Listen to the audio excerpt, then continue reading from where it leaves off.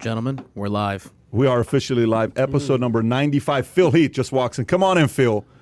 Come on in, Phil. Come on in, Phil. We did. Phil just rolls up. Making an entrance. That's how you make an entrance. Here you go.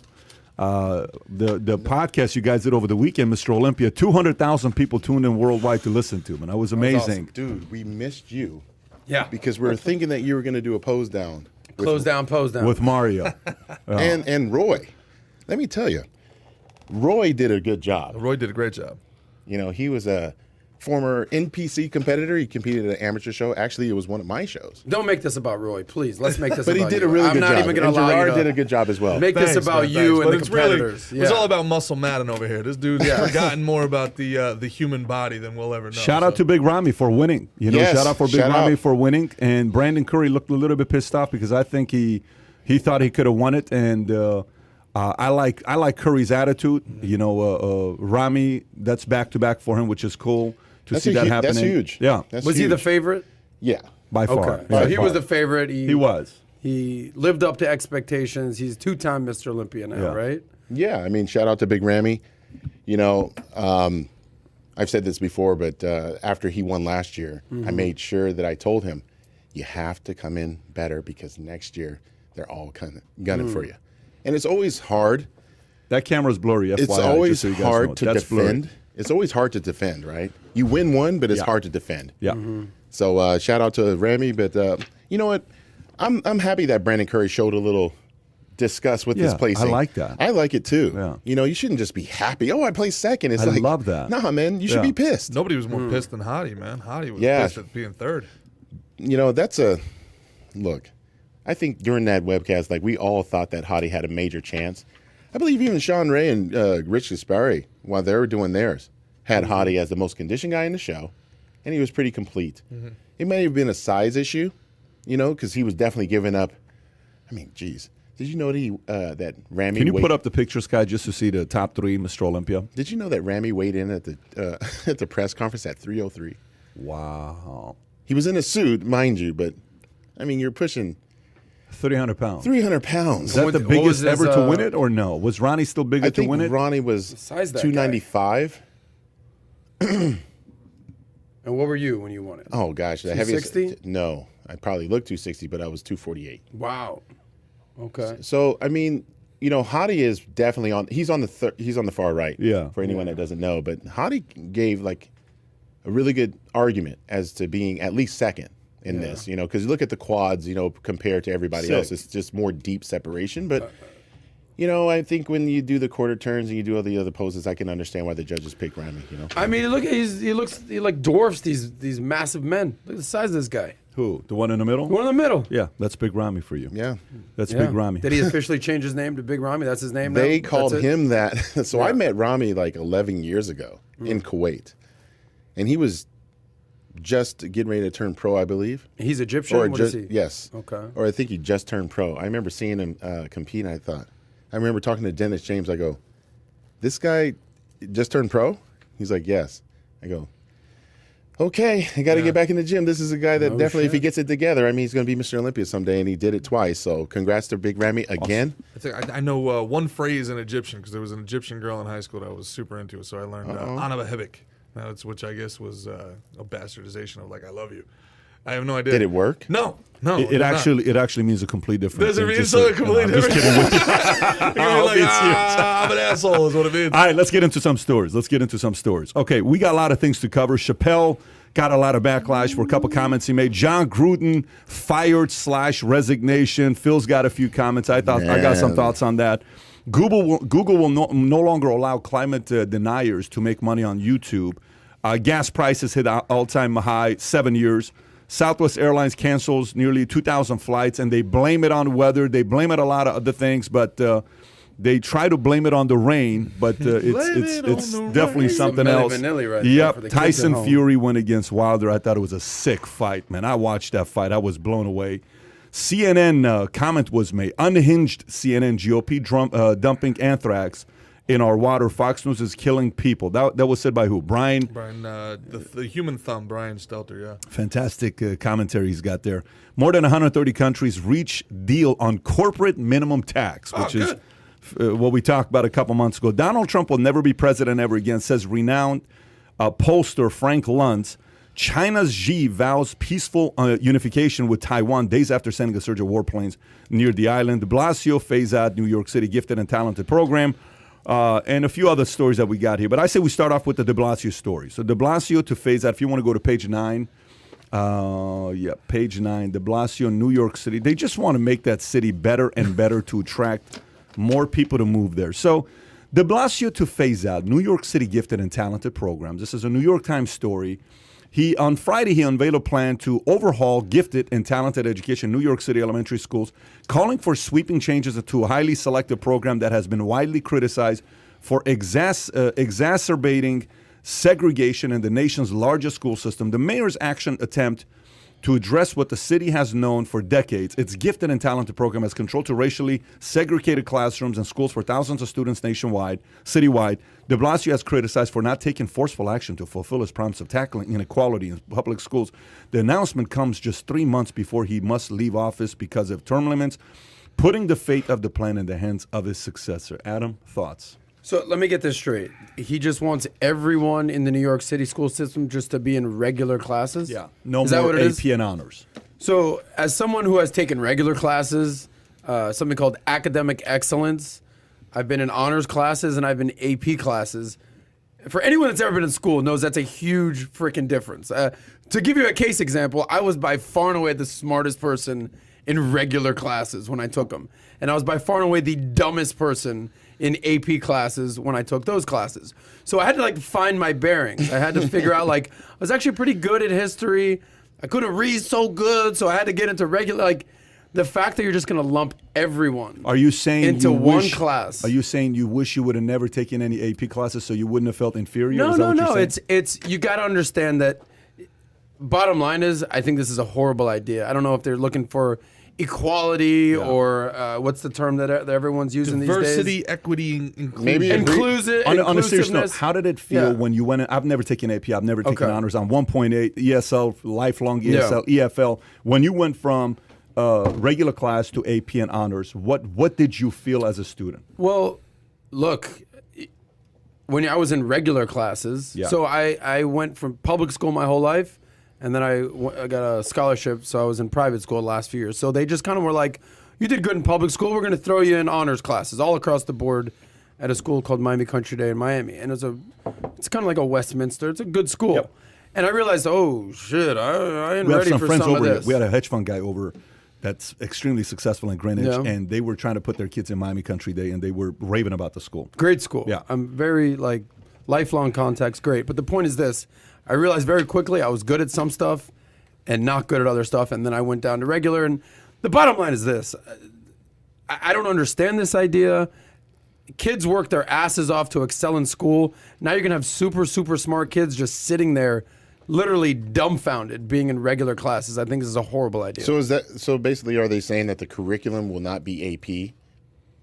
Is that what Yeah, we're saying? Essentially, apparently, is that what we're yeah, but assuming? Making it's it more than easier, that, yeah. making it easier for you to not feel inferior to others who are. So they don't want us to compete. Yeah, And we- that's That's I think exactly what what it it comes is. down And I think essentially that's wrong. So if you put yourself in the, let's look at both sides of the coin. Who are the kids that are I feel, inferior. I feel like I'm being not included in the smart kids. So I protect my feelings and put everyone in my class. That's that kid, I guess. Or they're probably not even the kid, their parents, I would assume. Now think about the kid that's look, I'm working my freaking ass off here. I read every single night. I'm strategizing. I'm improving. My parents have raised me right. And now you want me to go to the just regular class? How does that help me? How does that get me AP credits to get into college? Here's what Makes no sense. Here's what I'm thinking about. Which kid actually wants this? Look, I'm the other kid, right? I'm the kid at the bottom of the, what do you call it? How Bottom you of the said, barrel.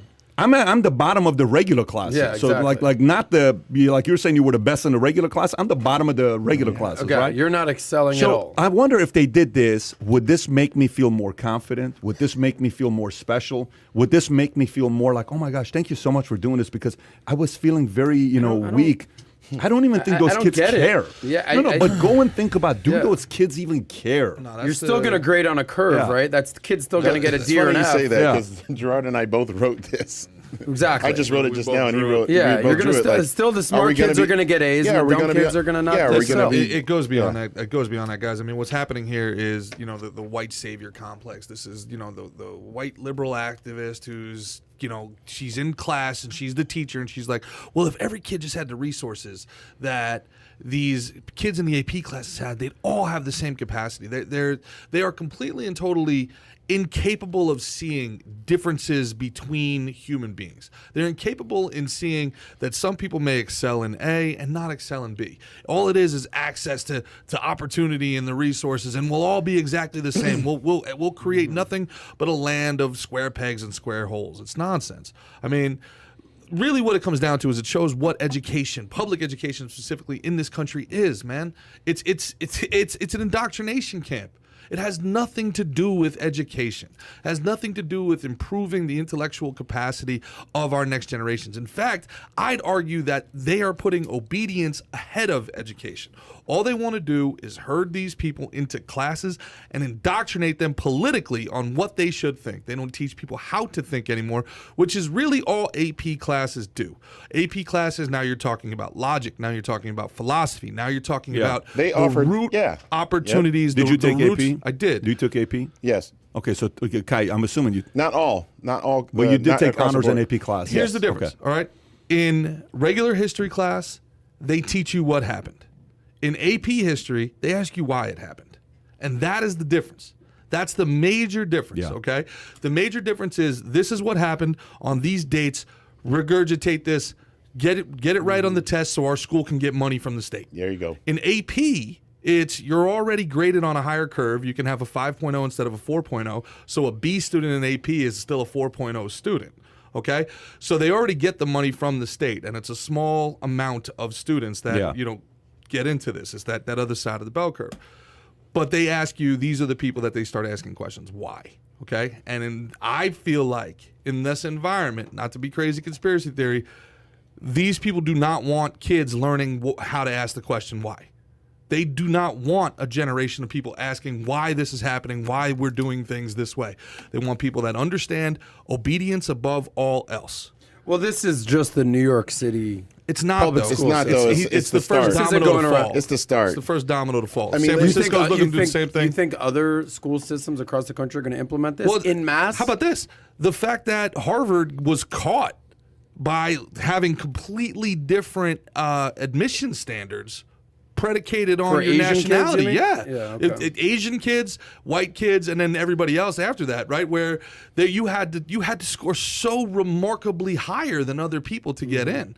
All right, the social stratification, man. Like again, it goes back to everything that we're talking about. And also, on a side note, Bill de Blasio, first mayor in 100 years to not have a professional sports team win a championship in New York City. I don't think that is, look, it's an interesting coincidence, but it goes again, like excellence is not something that they want. No. And it's amazing that whenever we're talking about equality, whenever we're talking about inclusion, it's never about lifting people up. It's always about ripping people down. Of course, they're trying to get everybody to, instead of, okay, easiest way to put it, we want you all to blend in with each other instead of stand out. You're supposed to have standouts. So what you're saying is to encourage these people, fan their flames, push them, because you don't want to be the stumble bum, is what we would say back in my day, which means like you're going to be one on the corner doing stupid shit. Well, Pat, let me But ask you you. definitely got to focus on these things because it's very imperative. Like, and what about the kids that want to excel and get college credit while they're in high school? My younger brother did that. He was Phi Theta Kappa at 16 years old. So he was exceptional, right? Who's pushing for this? Well, should there be varsity sports? I mean, what's the next logical conclusion? Right, of everyone this? just- Should there be varsity sports? You just get the nerd getting pummeled by Gerard in high school? That's not fun. But I'm just saying, varsity is AP sports. Right. Right? I mean, why if everything is going to be exactly the same, then why isn't everything exactly the same? Why is it only about these this is where my spidey senses start to tingle. Why is it only about dumbing down and indoctrinating the future? That's when I start to say, man, there's Is this an something effective weird. strategy? Is this an effective strategy, though? So let's just say that is your think so, outcome. though. Let's just say that's your outcome, and you're trying to dumb him down. Do you think? Okay, so do you think the guy that's going to make it out is going to make it out? Do you think the guy that's going to be a standout is going to be a standout? You can't do nothing to him. I think that their argument is that we're not going to divert the resources to a small section of people. We're going to give those resources to everybody. No, but I'm not asking you that. What I'm asking you is, do you think the guy that's going to make it is going to make it, whether they do this or not? I think what's going to happen is twofold. You're going to have people, like Adam said, that are so bored in these classes that they check out. And you're going to have people that the conversation is so high above them that they check out.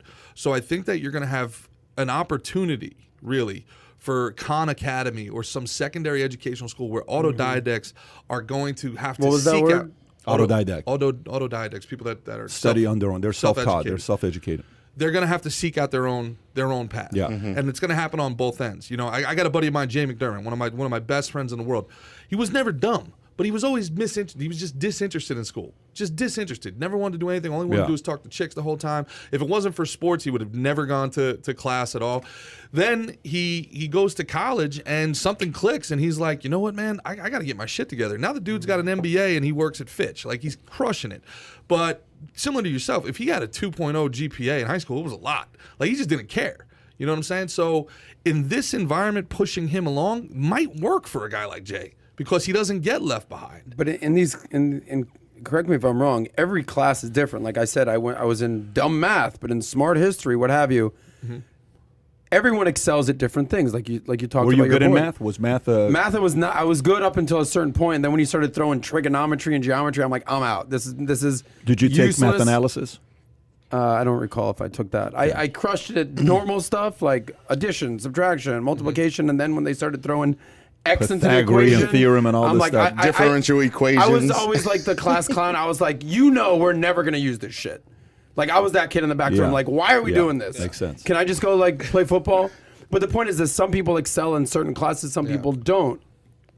So if you're gonna put everyone in the same class, same thing, like that, in itself, whether it's sports, whether it's wood shop, all right, we're all doing it. Whoever does, you know, but in each class, each subject, to put everyone they have a hard in time. the same thing makes The no sense teacher to was me. more important than the curriculum. The teacher, if the teacher made it interesting, if the teacher made Yes. it, you know, the material engaging, then everybody was involved. Like whether or not we were good at math or liked math, it depended on the teacher. I had a teacher that made math That's into true. money and baseball statistics, and we were all Totally involved in agree. it. Yep. But then we had another teacher who was like, sit there, shut up, and read the book. And So let's go nobody back wanted to it. do Let's that. go back to it. So the question is, will this do anything to the guy that's going to make it anyways?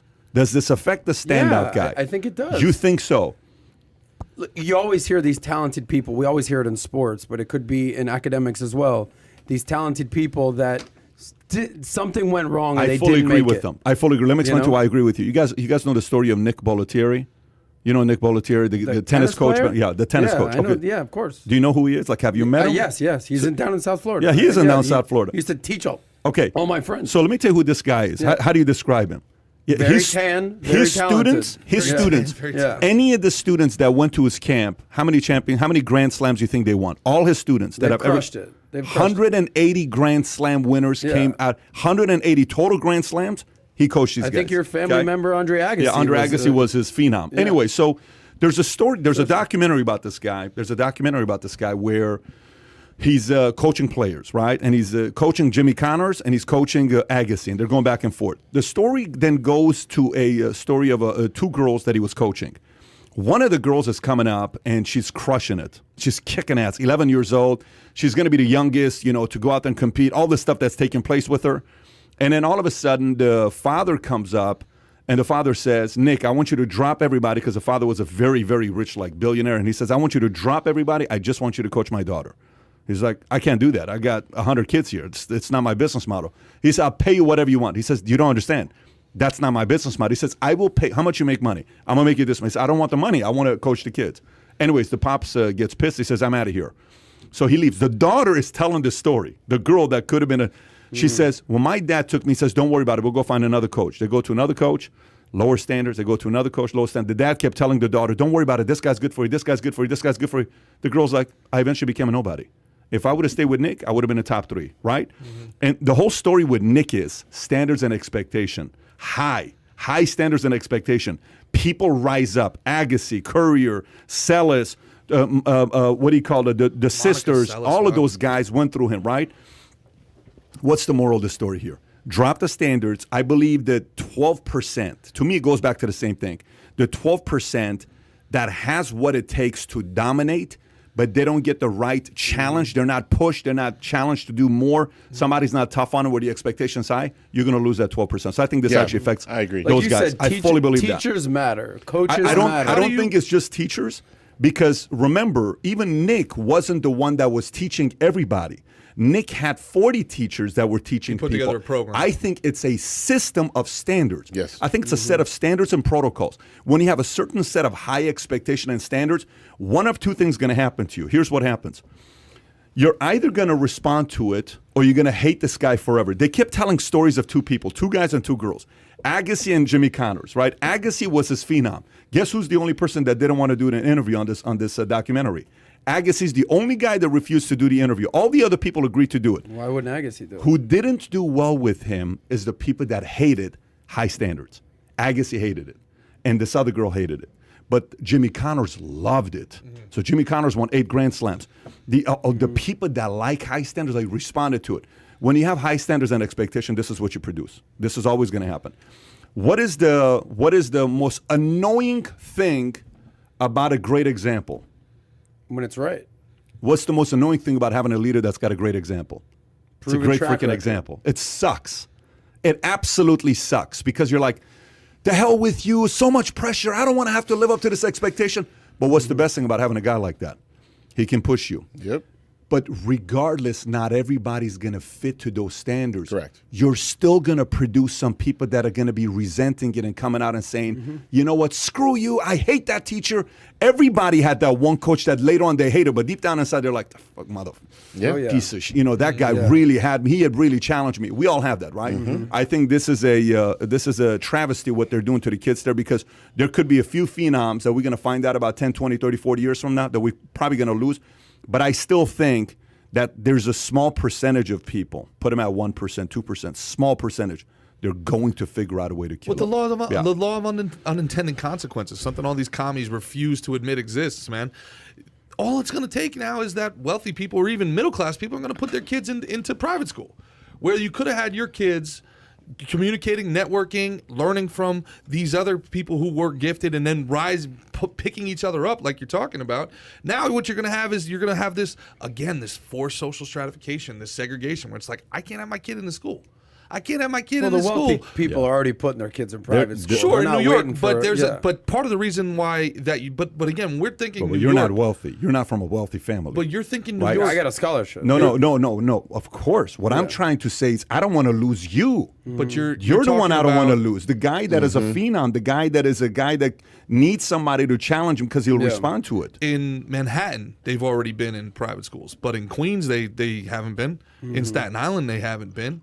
In Brooklyn, a lot of parts of Brooklyn, they're not. You got Lincoln, Lafayette. You got some. I mean, this Is this the first This is of what your its city kind? taxes Like, has go anybody to. Your ever tried city to taxes implement go to this? this. Well, what happens is what they tried to do, which was probably wrong in the other direction, is that they had like gifted schools where they took the entire like gifted student population Magnets, like- and then they put them in gifted schools, which probably wasn't right in its own right?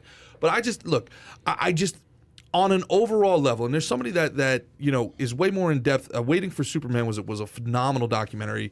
Superman? Yeah. You heard about what happened to Superman yesterday? Yes, I did. Yes. Superman's son is bisexual. Yeah. I mean, good for him. I didn't see that in the and I'm Which more Superman? concerned with DC making him a Did you see socialist. that than yesterday or than not? Yeah, I bisexual, saw it but- this morning actually. What do you think about it? Hold on, which Superman? David, let me ask. Dean Superman's Cain? DC Comics coming out. The next Superman's son is a bisexual Superman. That's coming out soon. He's bisexual. Like in the comic world? Like a bisexual socialist. No, a real Superman son. Yeah, in the comic world. No, I don't know. Like if you're talking about Dean Cain or whoever the hell played Superman. The in story, the- like in the, the comic DC story in that the they're DC doing. universe. Superman's son is bisexual. Good for him. What do you? Well, doesn't this- But wait, what do you think about that? I think it's lazy. It doesn't bother me that he's bisexual. It doesn't bother me. It bothers me he's socialist, but I mean, it doesn't bother me he's bisexual. I don't know. I can tell you. Look, I know people that are bisexual. I know people that are gay. If they feel somehow edified by this, good for them. I just think it's lazy. Why not make your own superhero? Make your own story. The constant retconning of these, cultural icons. And listen, they are doing it on purpose. So when they act like, how are you getting mad? Because you wanted people to get mad. Superman's a Jesus allegory. Superman was a way to sell Jesus to a new sense of kid. He's Jesus. If you look at Zack Snyder's Superman, right? I mean, he literally has him being resurrected with his feet crossed and his arms. It's a Jesus allegory. It's the most obvious Jesus allegory since The Matrix, right? So, I mean, the fact that they know this and then they went out of their way in the press conference, the way they were like, we knew having another straight white male savior would have been a missed opportunity. And it's like, okay, so then you did it on purpose. But he's not gay. He's bisexual. Apparently. No. So the picture, why don't you pull it up to see the picture? Kai, I mean, this is what Kai's job is. How is he not already on that? You tell Kai to type A, he types B. He's just sleeping over there. It's a great post, PBD Podcast. Shout out to the PBD What are you doing? Podcast. You said He's type typing in Superman, he Batman. types in Batman. Unbelievable. Well, Superman's son. I got to see this picture because I actually Go to images. That's There it is, right there. This BBC. frickin' guy. There it is. Okay, let me say something. I know women that are bisexual, meaning they're into dudes, they're into chicks. I don't know any dudes that are bisexual. If you're asking some D, you're gay. That's it. There's no middle ground. Well, from time to time I'll jerk a guy off, but no, I think I'm gonna go out. No, it's done. I'm You're sorry. saying you do that? No, I'm into chicks. That's it. Oh, I thought you said from No time to chicks time. with dicks. I'm putting my foot down. If you're gay, God bless you. All good. I've got gay friends. One it's day cool. Adam's going to run for I don't office know. and they're going to make a That's clip. fine. He wants it from care. time to time. 11 years from now. That's fine. 11 years. Again, I know a lot of gay people. They're cool. Folks, I'm when friends that with gay happens- people. Yeah. Miami Beach, South Beach. They're everywhere. I'm friends with them. Some of my good friends are gay. I see them out all the time. Say what's up. Yep. I'm with None of them I'm with you, none of though, them are on going this. home with girls. I'm with you on this, Sorry. Gerard. Why be so lazy? You could create a whole new series of They're doing it different specifically characters. to piss people off. They're doing it to piss people Yeah, I off. know. So, So- I mean, that's, I go from not being pissed off to just, do I care? yeah. DC And- Comics Freaking is who? Who's the Superman! founder of DC Comics? I don't know. Who? They're- Is this a they're Stan with Lee Warner project Brothers, or no? though. It's not Stan Lee, Stanley's right? Marvel. So who's DC Comics? Frank is, Miller is the big Daniel big guy. Cormier. Frank Miller is the. Go to DC Comics right there, Wikipedia. Go to the bottom. Yeah, just type on. Let's see who it is. So Malcolm Wheeler. So 87 years ago, founded by National Museum. Malcolm Wheeler. Go click on Malcolm Wheeler. This to Click me on is Malcolm like Wheeler to the right. the Black Superman thing. Right It's there. like Go a little lower, would it catch bother right me? there. No, at all. But would it? It's just lazy. Like just. So if I was a black Superman, no, I'm just playing. You kind of are. You're as close to Superman as it gets. Thank I'm just, you. Yeah, dude. I Like, just can't fly yet. huh? Just can't fly yet. Go a little higher. I don't No know. X-ray vision. Have you tried? You got to make the leap, bro. You No, got to make no, the leap no, like no, the no, Matrix, no, bro. no, You got to no. make the leap. I don't know, man. It doesn't just feel lazy, isn't it? I just No, feel that's like what I'm they're saying. It just does feel lazy. trying too hard to sell you something. Yeah. I Yeah, hate when it's- something like I don't now we think get it's to sell sell to you. I gay think people. It's pandering. I think the dude, guy yeah. that we had on from Facebook, who is part of the LGBTQ community, he himself said that on Facebook they're trying really hard to influence young kids to be part of the community. So, if that is the strategy, let's just say that's the strategy, and we're the marketing firm they hired. Great strategy. Good for you. He Because didn't like that, right? He did not like that, even though he's part. He Right, is himself. he's a part of it, He but- doesn't like the fact that Interesting. you're trying to Manipulate kids. yeah, and so Kai. Gatsad, the Godfather, when he and I were, by the way, we got to get him on here. We got to figure out a day to get him on. We- Parasitic Mind, one of the best books I've ever read. when I had him on and we were talking about the whole LGBT, I said, do you think the TV shows and everything is influencing kids to become part of the community? He says, not at all. I said, well, let's look at some stats. So we went to the stats last 30, 40 years, and you can tell 20 years ago was 1% LGBT, today's 5%. That was literally what I wanted to find Yeah. out. You're saying 5% In of the the last United 20 States? years, in the last 20 years, 5%. it's increased from 1 to 5%. That falls under the LGBTQ. Yes, By from the way, 1 to 5. they've added new letters. Yeah, they got to stop at P though. I think we can all agree on that. BL, BG, BT, B, whatever you want to be. I think there was like the P is the problem. A pi in there at one point. Yeah. I'm not even like guy, pull up LGBT. Like there's 3 new letters. At this point of the game, ABCD is 26 letters. Yeah. Like, what else? And I think PB. LGBT, PBD. yeah, now PBD. there's, Is that what that there's is? a QIA plus in there. There it is. You're right. Lesbian, bisexual, transgender. QIA. What does LG? Yeah, click on that. Bisexual, transgender. I'm the only one Right with there. cat Click on the ears. second one. Click on the second one. No, right. Nobody else has cat ears. What? That's click on that one. Okay. Lesbian, gay, bisexual, transgender, questioning, queer, intersex, pansexual. All right, this is too much. I'm confused. And Dude. respect to all you guys, Who but cares? like if I'm a gay person, now I got to be in don't- between everything. And I'm telling you right now. Didn't Dave be Chappelle do a joke about anything this? You want to be with a consenting adult. With the children is where that shit is a hard line. Yes. Where Hard where, pass. where Kevin Spacey came out and they were like, "Hey man, are you with a 15-year-old dude?" And he's like, "You know what? You're right. I decide to live my life outwardly as a gay man." And the whole world was like, "Cool." But what about the 15-year-old, exactly. man? Like that's all we're talking about here, Exactly. man. What about the heterosexual? drag stuff at night? No. You know, with the kids? No. What No, about it's a hard no. live your life. Yeah, Listen, This but- age, but love is age love. does matter. Age, age doesn't matter.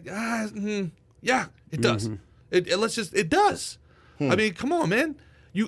Whatever you do with a consenting adult, God bless. By the way, God bless. I just had I agree. Juan, what was his name? Juan Pablo Valdez.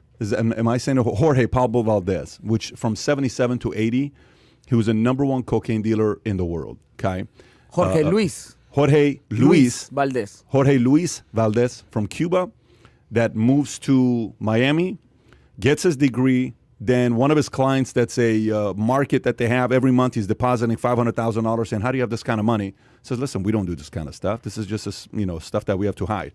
We have a cocaine business." And back then, he was killing it. He made like $60 million. He's 21 years old. Cocaine Cowboys has a documentary about the guy. So I said, "What was it like being in Cuba?" He says, "In Cuba," he says, "you couldn't believe in God. You could not believe in God. Why couldn't you believe in God? The whole concept of communism, you can't believe in God. The state is God. The state is God. The whole concept with Hitler was what? You cannot believe in God. It's who? It's I am your God, right? state. Hitler is your God." And Dietrich Bonhoeffer wrote about this. You know probably the story of Dietrich Bonhoeffer. It's a great story, Kai. That's another book you got to wrap up with Dietrich Bonhoeffer. So this guy stood up to Hitler, and Hitler couldn't stand this guy and what he was doing. The moment if you really want to control the populace, the first thing that's got to go is believing in a higher power. The moment you get rid of that, you don't believe you can go fight a bigger opponent, okay? And this book, Naked Communist, written by Cleon Skousen, which was a 15-year CIA agent, and he wrote about certain steps. One of them was indoctrination of the LGBTQ overly. Listen, we all know somebody that's gay in the family. Everybody has somebody, and you're like, "Yeah, listen, I've known since you were, I don't know, you've been like this for a long time." Right. So it's not like it's, it's like, "Hey, what's up? It's cool, no problem," right? Everything's fine. But the overly of trying to get you to question those thoughts of how do you know, maybe, what if not, what if this, you're starting to see some of those things. One of the things is faith, get people to stop believing in God, because once faith is gone, people don't believe they can fight against the system. This is the other one. There's a lot of different things that they're going through as well. Everybody's equal. There's like 25 steps they're going through. Gradually, this is taking place. Last night, we're having dinner. We were at Casa D'Angelo, and Angelo showed up, which was very nice, and he made the elk. You had the bison last night? Yeah. Who had the elk? A couple people had elk. Did you also have elk? No, I had the Zupa the Pesh. No, but I gave you a little bit of the elk. The elk You tried. was really was good. sick, right? Really Yeah. good, yeah. So anyways, we're there, we're talking about all this stuff, and the conversation with our friend that was there who, got really interesting at the end. We talked briefly about this, but this is one of the topics I brought up, and I had my research and pull things up. I'm curious, you know about this. I'm going to ask Kai and the other guys. You don't get to say anything till the very end, okay, because we talked about this. I want to see what this guy's going to say. I'm convinced, and you tell me if you agree with this or not, Kai. You too, David, you too. I'm convinced we are born conservative or liberal. I'm convinced you're born left or right. I'm convinced you're born with left tendencies or right tendencies. I believe majority of the population is born on those two sides. Let me explain. I'll give you my argument, and please trash the argument. And folks, I want you to trash this argument as well as we're going through. Tell me if you agree with this or not. So, for example, I had a friend of mine who married a girl who was a full-on socialist. We go to dinner together. And I'm listening to her. I couldn't understand. Like, she was out of this world, complete, like AOC is the greatest, all this stuff. Rich people are this, capitalism sucks, all they care about is money, nonstop she's going. And I paused, I said, can I ask you a question? She said, yeah. I said, what was your favorite subject in high school? She said, art. I said, what else? Journalism. What else? Music. I said, how'd you feel about math? Oh, I hate math. Really? Why do you hate math? I've never liked math. It always came hard to me. And from the moment I started taking math, it made me feel like I'm dumb. It made me feel like I'm not smart. I've just never liked math. Got it. For the last 10 years, I've been asking people this question. Who's on the left, who's on the right, how they are with math. It's not always right, but about 70% of the time, 80% of the time, it's right. You'll notice most people that are right brain will lean left. A lot of people that are left brain will lean right? But then there is a small populace, okay, which is, like, you know, in America today, there's a percentage of Americans, you cannot make them vote right. There's nothing you can do about it. And it's about 44%, right? Yeah. You can say whatever you want to say, they're not going to vote Republican, okay? There's 42% that no matter what you say to them, they're not going to vote Democrat. That's just kind of what you're dealing with. Then you got a little bit of the whole thing we talk about with, what do you call it? Green Party, Libertarian, Independent. Give those 4 or 5, whatever. You're really dealing with what, 10 or 12%, right?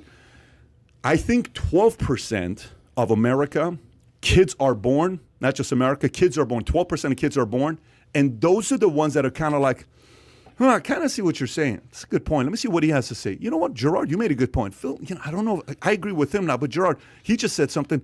Let me kind of weigh this out. They're malleable. I think there's about 12% that's malleable, okay? If you are able to, whoever converts that 12% the best, that party wins. So this isn't about fighting somebody that's never going to switch, left or right. This is about finding that 12% of reasonable people that are willing to sit there and say, here's my argument. What do you think? Well, pal, what do you think? I read one time in the article it said this. Well, here's what I think about this. Well, I disagree with you. Cool, let's go back and forth, have banter. I'm convinced people are born left and people are born right. And the goal is to find that 12% that's malleable, that you can shift their thinking and let them have that debate to make a decision for themselves. What are your thoughts? Real quick, how many of those 40% on either side believe they're in that 12% from hearing this? How many the 40%? How many of the 40% unswayable on either side? Oh, they know. Listening to this no, right they now. No, they know. Convinced they're in that 12%. Let me put it to you this way: the group that knows they're not is a group that says Pat has no clue what the hell he's talking about. But there's a group that's listening to this that's saying, I can't say this to anybody. I can't admit to it. Definitely I cannot admit to anybody. But I got to tell you, lately I've been kind of questioning some of this shit. It's like not making any sense. Why the hell would you get rid of, AP and honors program? Tell me how that makes any sense. Why the hell would you fire this person? Why the hell would you want to do this to taxes and change the incentives? Why the hell would you want to give people money to nonstop? I saw how my dad did that to my sister. My sister's now this. Yeah, I don't know if this stuff is starting to make sense to me. Like, believe me, the 12% of the populace is already questioning it on both sides. They're sitting there questioning it on both sides. Challenge is to be able to convert them. So if this is true, let's just say if this is true. Yeah. If this is true, you know what this means? 88% of arguments are worthless. I do believe that. 88% of debates are worthless. They're fun, Did though. you understand what I said? I fully agree with that. If this is correct. So protect your energy, big time. Yeah, 88% is a waste of time. But are you saying this is exclusive in America or worldwide? No, worldwide. No, I think this is worldwide. And you're saying born. I think you're born. Like how you're saying you're born gay, you're born straight. There's nothing. No. What is nature versus nurture? You're saying this is completely. I'm not saying gay. No, I'm saying, I'm giving an example. You're saying. Yeah, I think so. You're saying you're born politically left or politically right. Yes. I'm not buying it. Yeah. I mean, listen, I knew you weren't going to buy it. I know. Well, I'll tell you why. I knew you weren't going to buy it. Like, recently I had a conversation. That's what I was asking United States, worldwide. Like, so for instance, my sister loves Trump. Okay. Loves Trump. Same parents, same dad, same mom, loves Trump. She couldn't tell you one policy. Is she going to lose her job for loving Trump, or she's going to be okay? This bitch hasn't worked in years. She's married to a wealthy dentist. Damn. Yeah, I said it. Bro. She's, Sounds like Adam. Yeah. He's just married to his She's- cat. You all right, Adam? what's funny is she's Imagine how he like, talks about us. yeah. She's like great a panther. communist Great dictator. Damn. That just her husband's Got a it. wealthy dentist. Awesome. Anyway, we're on fire today. She Shout loves. out Sis, Adam I Sandler. promise you he loves you. I promise he loves you. Keep she's going. all right. I do love my sister. Do I like her? We'll see. But she loves Why Trump. don't you talk about it? Yeah, let's bring it up. Let's go a 10-minute diatribe. My family. Bring right a now. couch here. Let this guy lay down for a quick second. That's Gerard. That's Gerard. That's me. So another conversation I had recently was with a friend of mine from Israel. Yeah. And they were obviously you see a lot of results that are happening with the vaccine. Not to get too vaccine-y right now, but I said, who's hesitant in Israel taking the vaccine? And they go, oh no, it's the people on the left. I said, what? They go, yeah, the people on the way left, they don't want to do anything with the vaccine. I said, hold on, let me get this straight, because traditionally in the United States, it's not traditionally, like we've seen a lot of young male skewing right do not want to take the vaccine. A lot of African Americans won't take it as well. what have you. Anti-establishment either way. It's been far right in Israel and then, for a long so time. they flipped it on me. They were like, yeah, it's the people on the left, highly educated, just factors that you did not expect to hear. It's highly educated people here Yeah. too, actually. Questionably. No, it's quantifiably. We did it 3 podcasts ago. So- PhDs. So it wasn't a left. Bro, give me that red button.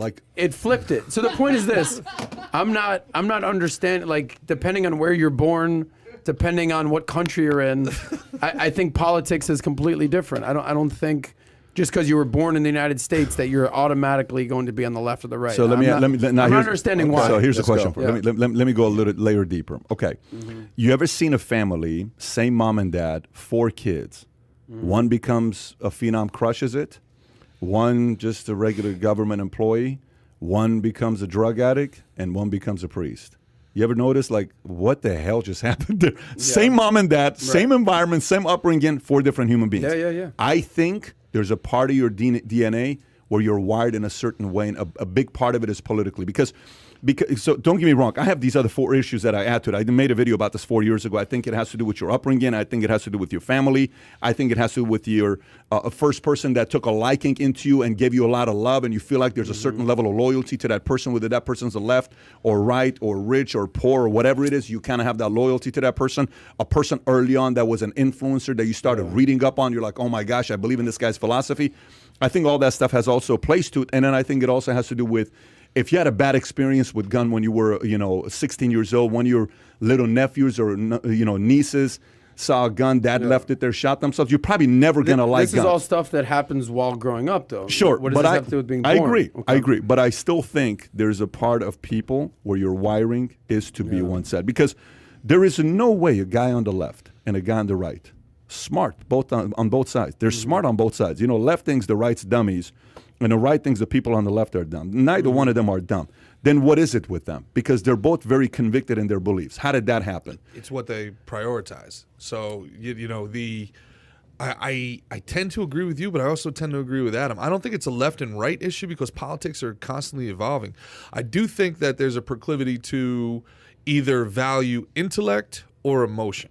I think that some people don't care whether or not you're right as long as you make somebody feel good. You understand? Like, there's some people that are like, I don't care if I'm right as long as that person feels good and comfortable with me. And then there's other people that are like, if that person can't be comfortable with the truth, to hell with them, right? And that's you. That's definitely me, right? Yeah, you can ask the It's like the book that lunchroom was just yesterday. written about Peter Thiel, Contrarian, right? That guy you keep talking about. Maybe it's conform and non-conform. Maybe it's agree and disagree. Maybe it's question and don't question. Yeah. Maybe it's that. But to me, there is an element of some people that just say, oh, yeah. Some yeah, people yeah. have to be liked. Yeah. They have to be Yeah, liked. and some people are just kind of like, but there's a part of that. Again, look at the creative side, though. Creative is typically, Hollywood is creative, left. You look at how the creative typically leans left. You look at the logic typically leans right. What would you say about country singers? There are a lot of them that are right, and they're all creative. Good point.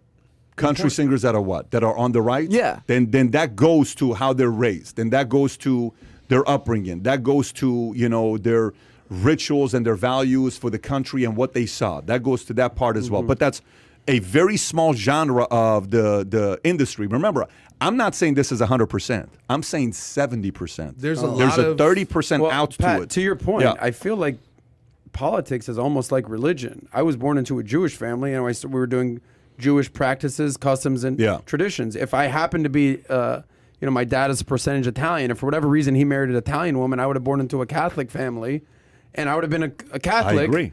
And I agree. Like religion, Yeah. more than anything, it's around what you're raised around, and that's what you're going to be. If I was But think about raised this, into though. a Mormon This family, more I'd be, validates my point. This yeah. more validates my point. What percentage am I talking about? 10%, right? I said 10, 10%. 12%. 90% of people, if your dad's a Christian, you're a Christian. If your mom is a Catholic, you're a Catholic. But there's a 10% that's kind of like, I have to figure this out for myself. You think it's only 10%? That seems so low to me. I don't. I think it's that small of a percentage. I think it's that small of a percentage. The Pareto theory is 80-20. Whether it's 10 or 20%, it's not a big number. I'm telling you right now, it is not a big number. Go back to your classroom and think about who was like, okay, yeah, okay, yeah, okay, yeah. And then think about some of the guys that are like, well, how about this? How about if we try this? How about this? What about that? Why do we do this? Why did this take place? What about that? What about this?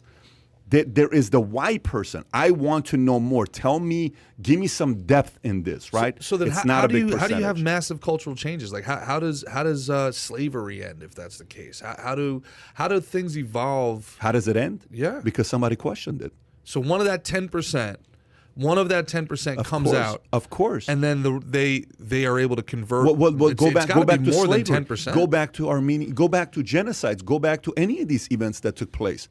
Man, like when you're in it, you don't even know when you're in it. You're thinking there is no out. But there is a 10%, small percentage that has faith that this can change and they're willing to stand up. Slavery stopped because of who? Does that 10% What then happened convert to that other Let me ask you a 90? question. Is Let that me the ask you a idea? question. Let me ask you a question.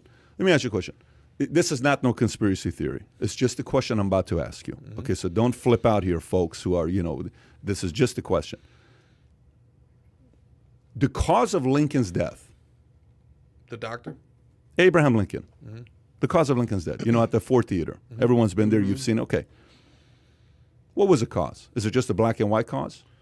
No, it was a series of events. Okay. So the security guard leaving his post, John Wilkes Booth, obviously the conspiracy shooting, and then a lot of people think that Lincoln could have somehow survived, that the doctor might have actually accelerated his death too. So. Well, okay, fine. Go put a percentage on it. You think people like the fact that he stood up as a Republican against those who liked slavery? No, literally half the nation left.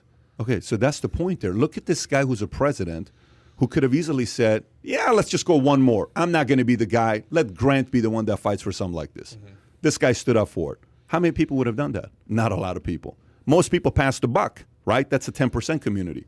The 10% community is not, believe it or not, it's the 10% that has the courage to stand up and talk about stuff that others don't want to talk about. What happened last night when we were talking to this guy? I don't want to say his name because that's his business. What did he say?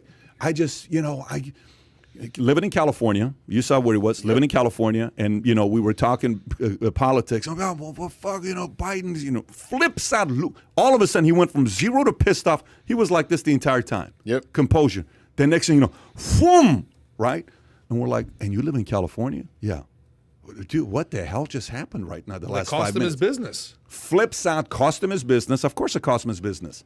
But guess what he says? Yeah, I don't want to do the social media stuff because they come after you. That's 90%. Yep. That's 90%. Because who the hell wants that? He's like, nah, to pass the buck. I'm going to pass the buck. You try to do. No, I'm going to pass the buck. No, I'm going to pass the buck. They don't want the pressure. I think Can't handle it. the 10% of people who have the audacity to question are the ones that are going to save Man, America. this goes all the way back to our initial conversation about the kids.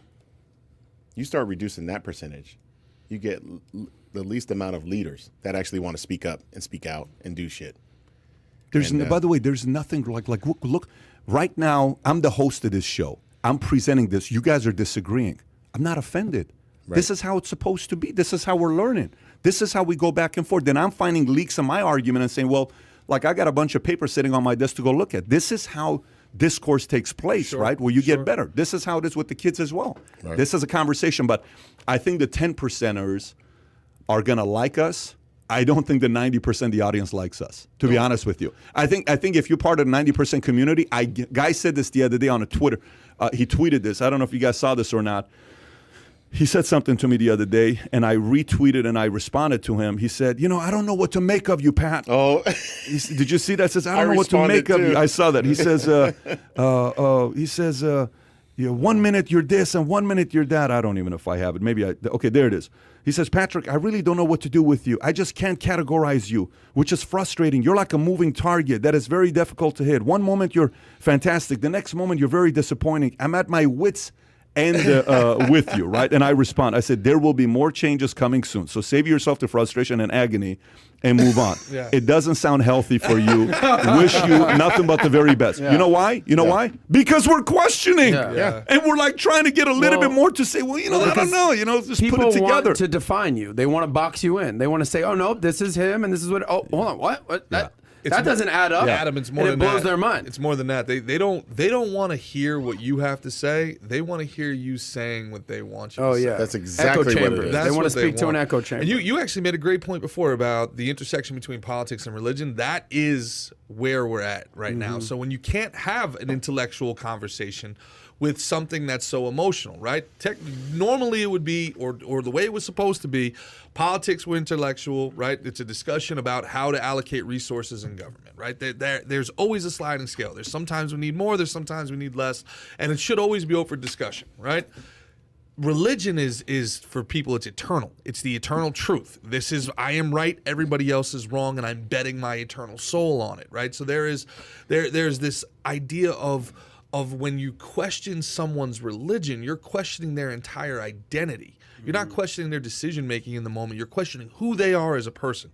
So as people have taken their politics and they've taken their political perspective as their religion, as their worldview, and as their personality, you can't disagree with them politically because now you're disagreeing with the essence of themselves. You're saying you're a bad person. You understand? And that's a really, really dangerous place to be. I want to give a couple shout outs here for comments that people made, super chatters. So we got Sandy Butler, Smedley Butler III. Pat, you asked your crew a few days ago about the New World Order. I've also heard you mention numerous times China being our number one enemy. But what if there's an even bigger enemy, an even greater threat to our lives and freedom? So Smedley, I appreciate that, and I'm reading a few books on that topic right now. Maybe we'll have a follow-up on it. And then 50 We also your did a journey. how-to. Yeah, we did a how-to on that topic. Yeah. Today's video how-to is actually biggest threats to America. But anyways, good timing. PBD, I agree children are born with no left or right until they encounter an influence. If you have children without any sway, without parents in a bubble, they will naturally flow one way or another without prejudice. I agree. I'm leaning towards what he's saying as well. So, 50, thanks for that. And then we had Chico Lopez commented about... Chico Lopez gave me a heavyweight belt a couple years ago. Oh, at man, the that vault. belt. Chico's freaking a beast. And Chico's trying to give me a dog, by the way. He said, bring Tyson Fury. He was bred to be a world champion. He's a top dog and a friend. He is getting... a litter-mate puppy to yours. He is awesome. Never give up. Going to London. Chico, why don't you set that up and let's get Tyson here. We'd love to have him.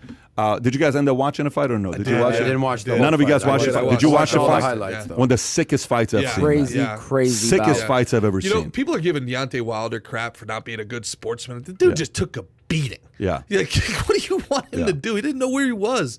Like, You think he's done? Deontay Wilder? Psychologically, he's done? It's a tough one, man. I don't think he's done per se because that right hand should have knocked out Fury multiple times. If anything, he's probably sitting here like, what's going on? Have I lost my powers? Like, I don't see Anthony Joshua beating Deontay Wilder. I just don't know. Do you want to watch it? I don't. Because we were trying to figure out like what's the next fight. I think if Olczek and Fury could be good. That's fine. That's David and Goliath. And by the way, that's fine to see that, but I tell you, if he doesn't beat Fury, he's psychologically done. Deontay Wilder, if you're listening to this, there's one fight to make. I don't think and that it's we even Logan need to... Paul. Deontay Wilder I don't think that we even need to be mentioning Deontay Wilder's name. Yes. No, Gerard. It needs to be all about Tyson Fury. This guy is by far and away the number one heavyweight. He's making boxing without freaking Tyson Fury doing what he do. We'd be talking about. Bro, by the way, many agree over with here. you. Many agree He's with the you. guy. Okay, forget love- about Deontay Wilder. I don't care if he stays boxing. He's done. He's not fighting Fury anymore. He's beat his ass 3 times. Did you replace It's Tom over. Zenner? You sound like a guy named Tom Zenner. I today. love Conspiracy Daniel theorist who's Cormier. always wrong? No. Speaking of conspiracy, there, Daniel Cormier, who I love. Did you hear him talk about how Deontay actually knocked out Fury. That was a Andre Ward and Daniel Cormier going back and forth on Twitter talking about how long the standing 8 count Fury got on the second knockdown was. I was like, I don't know. Yeah, man. by the way, the Dustin Poirier interview is being picked up all over. ESPN reached out. Was ESPN reached out to us yesterday? They reached out because they're going to use like 30 seconds of the clip because a couple comments he made. He said that the biggest puncher was who? Conor. He said, doesn't matter what year it was, he was the biggest puncher. He said, Khabib, he says, you don't even know what to do with that guy, with Khabib. And then when I asked him the question, who would replace Dana White if Dana one day wanted to step away, I said, can you see Conor doing it? He says, no, I can't see Conor doing it. He says, but I can see Daniel Cormier doing it. So he gave Daniel some love, for replacing. He's a smart guy, man. Yeah. Yep. Yeah, can you DC run in UFC? I can see it. That's pretty sick. Yeah, but Dana White's not going anywhere. Not anytime soon. I'd like not to see anytime Conor soon, replace DC in the booth, though. I want Conor McGregor in the booth. Does Conor ever fight Conor will again? want to step out and want to fight these guys. Does Conor ever fight again? He's partying a little too much, man. His post yesterday, I don't know. He's injured, but he's an athlete through and through. He'll come back. Yeah, but come on. Conor will come back. Take a couple years. Be Conor. Listen, it's really hard to get up and put in the miles when you're waking up in satin sheets, right? Silk pajamas. Pat, I'm calling Conor McGregor out right now. Conor, if you're listening to this and you want to come back, David, give it to me. Give it to me, Conor. All right, let's go Southwest Airlines story. There's your sports section that we had. Page 5, Southwest Airlines, folks. If you're thinking about flying Southwest, you may want to skip it. Well, it's not just Southwest anymore. It's going to be canceled. So Southwest Airlines canceled 1,800 flights this weekend, a Morning Brew story. Southwest Airlines weekend was as chaotic as its boarding process. It canceled over 800 flights on Saturday, more than 1,000 on Sunday, representing 28% of all flights scheduled for Sunday. They blamed air traffic control issues, a staffing shortage, and a disruptive weather. But no other airlines seem to have those problems. The FAA said in a statement that, there were a few hours of delay due to staffing issues in Jacksonville, Florida, but that has been resolved Friday. What could be contributing to the cancellation, Southwest runs a point-to-point route network where a single delay can create an avalanche of other flight disruptions. But they're not touching on the real issue. I think 30% of employees at Southwest are not vaccinated, and they're being forced to work, and they're not wanting to, which means as of today, one of the airline pilots was being interviewed yesterday. He says, what would typically take 2 days to arrive for Amazon, now it's going to be 3 or 4 days. So there's going to be some kind of effect to it. But who's actually looked into this? Have you actually looked into this or no? Have you spent some time? I have, yeah. Thanks to a big fan of the show and a guy who's running for Congress up in a former director from L.A. who's running for Congress in Tennessee named Robbie Starbuck. He's been doing some unbelievable work on this, and they're calling it stud, by the way. He's a stud. It's a great last name if you want some sponsors. They're calling it the Freedom Flu. The Freedom Flu. So according to Mr. Starbuck, as of this morning, 200 plus Northrop Grumman employees called out sick today and protested in front of Northrop Grumman. This is how it goes, guys. This is disobedience. This is how you take your power back. If these guys want to play their power games, you don't have to be powerless. You can get together, but it only happens apes together strong. It only happens like the guy last night you're talking about. He's afraid to speak because he feels like he's alone. And that is why you speak, to find out you're not alone. All right? You speak up when you're right, you're right.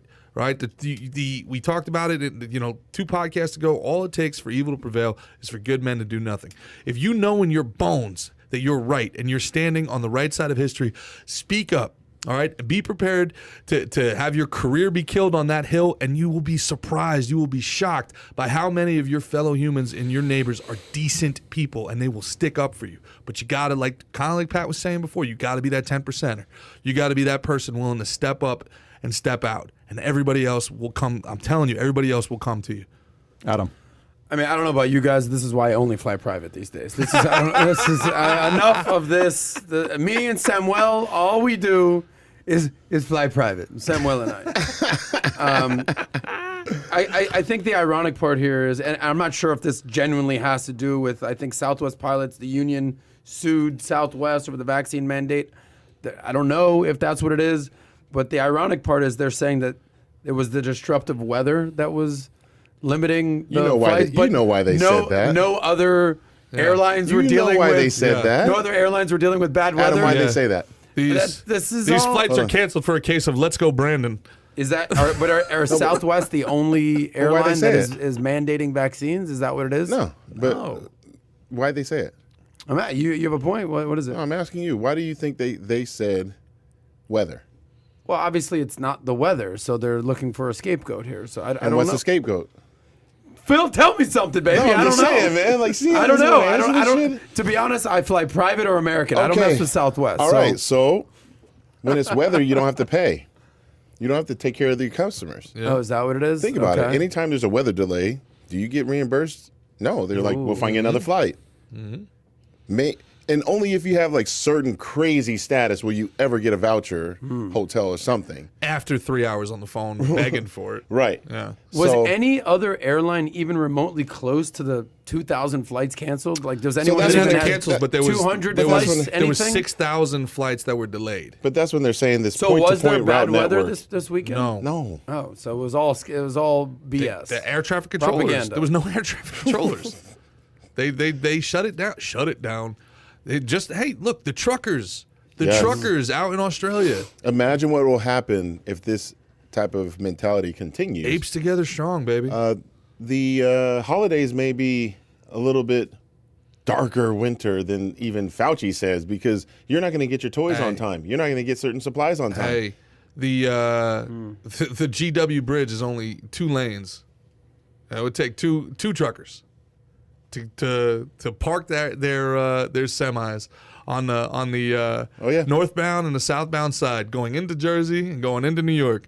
Get out and walk, and the whole bridge would be shut down. Why do you have a smile on your face while you're saying Because he's this? hoping it That's all it happens. would take. I would never wish that on my worst enemy, be stuck in GW traffic. But I tell you what, you wanted to make a point about mandates and Now about we who know really where has Chris the power. Christie gets his ideas from, buddy. Now we know where Chris Christie gets all his brilliant ideas. Only nutrition tips. That's it. That's all I give him. Fantastic. That seems to be working Fantastic. out well for him. Jon Gruden. Oh Let's go to my the Jon Gruden story. gosh. Let's do a light story. This ain't that light. This is a light story here, guys. Jon Gruden's a good football coach. Okay. Jon Gruden used racial trope to describe NFLPA chief DeMaurice Smith in 2011 emailed the Wall Street Journal. On July 21st, 2011, National Football League and its players were working to resolve a lockout that threatened the upcoming season. That day, the league owners voted to ratify a new collective bargaining agreement, but the players opted not to vote on it immediately, citing outstanding issues that the union was fighting to resolve. That same day, Jon Gruden, the current Las Vegas coach, Raider coach, who has been one of the most prominent figures in the NFL over the past 2 decades, sent an email to DeMaurice Smith, the executive director of the NFL Player Association, to a team executive. Gruden's email describes Smith was a racist trope common in anti-black imagery. Boris Smith has lips the size of Michelin tires, he wrote in the email. The NFL is reviewing Gruden's status with the Raiders for potential discipline. Yesterday, the tweet comes out and saying that Adam Schefter, I think, came out and said he is probably going to he's going to get fired. And then announcement was made that he resigned. Yeah. And Jon Gruden is no longer the head coach of the Raiders, which they were off to a decent start.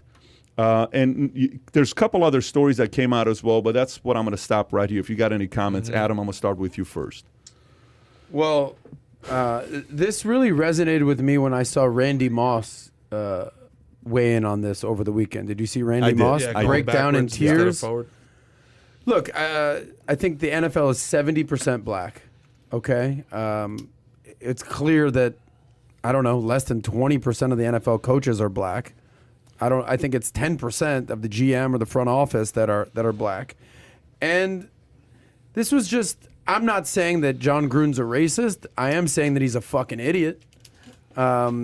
He completely lost his locker room.